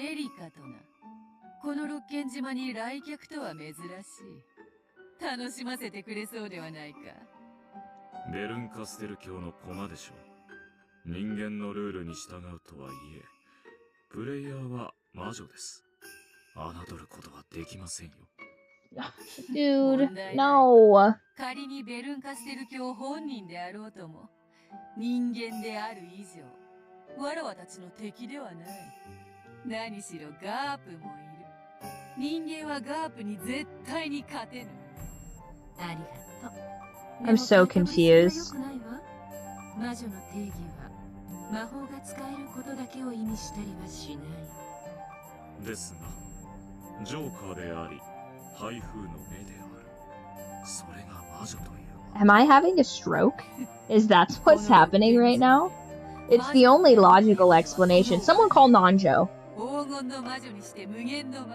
This game is this is such a fever dream.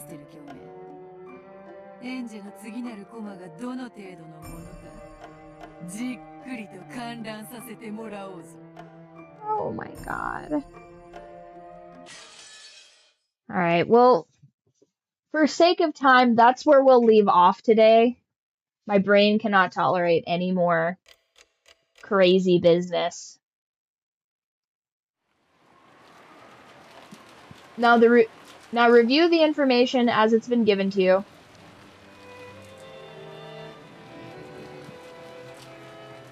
Go ahead and save this. Hey, all my saves are gone. Is that because we're in the answer arc now? Is that how that works?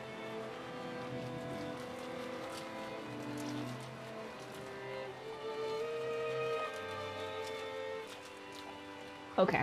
Well, that's fine. That's all good. Just as long as nothing's missing. Okay. Woo! Scary.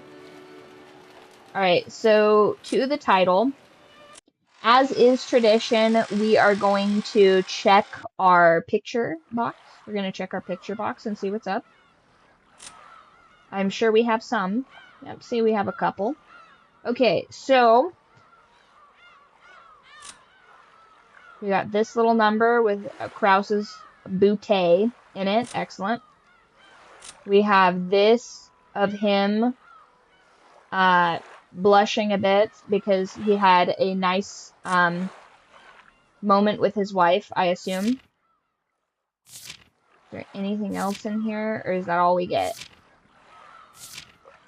Wow, lots of pictures in this arc. Okay, so nothing else. Gotcha. So we'll be forced to use... Let's see. Back to the title screen. We'll be forced to use... I'll do this one, I guess. We'll use this one as our final bit here. Okay, so that was the start of episode 5 of the Answers arc of Umineko. I'm more confused now than ever before. Wow, that's crazy bananas, you guys. I don't know what we're gonna do about this situation, but I feel like my solution of branding everyone and burning this entire place down would have very much simplified things, but c'est la vie, it is a visual novel. We're absolutely powerless to stop anything here. Okay, we have a secret identity son, which I suspect is Battler, but this thing is probably going to be like, oh, you stupid idiot bitch. And it's going to be someone completely different that we didn't even think of, and oh, it's George! It was George all along, or some crazy nonsense like that. Yeah, this is crazy business. I already kind of have, like, a fun idea for the next thumbnail. That'll be pretty cool. And then we will... Did it sound like George? No, it didn't sound like George at all. It sounded like Battler, but I also can't remember what that other dude sounded like. Whatever his name is. Like, the blonde guy, or whatever. I guess, I don't know, it's crazy. It sounded like Battler, but I could be wrong. I am, like, a little bit deaf, so I could be wrong. I didn't get the tonal autism where I'm like, aha, I know exactly who that is, you know what I mean? But earlier, I think in one of the earlier episodes of, like, episode 1 or 2 or whatever, Beatrice laughs like Eva, and I'm like, that's crazy, that kind of sounds like Eva, so I'll have to go back through and find the scene of that, but that was, like, a little eensy-weensy clue. That Eva may or may not have been the culprit in that episode. And then I think it's the one where she's like bullying Jessica. Yeah, well, it just sounded kind of like him, but again, who knows, right? Who knows? Who could it be? Who did it, Ramen? Anyway, I do need to check in on my artist with that too. She told me like 2 or 3 days ago, she's like, oh yeah, no problem, like good to go on writing.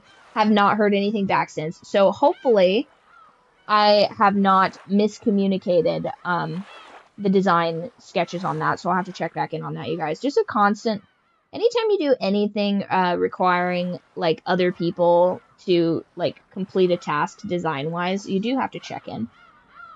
Yeah, maybe she was just like, absolutely can't work with this crazy bitch anymore. Fair enough, fair enough. Okay, so that is where we're going to leave it off for today on Umineko. We'll pick the Umineko stream back up as usual on Monday. We'll try to get to the bottom of this because this is crazy. And then we will be... Tomorrow is Saturday, which technically is today. Tomorrow's Saturday, technically. So at like 6:15-ish Mountain Standard Time, we'll probably be hitting back on our book club.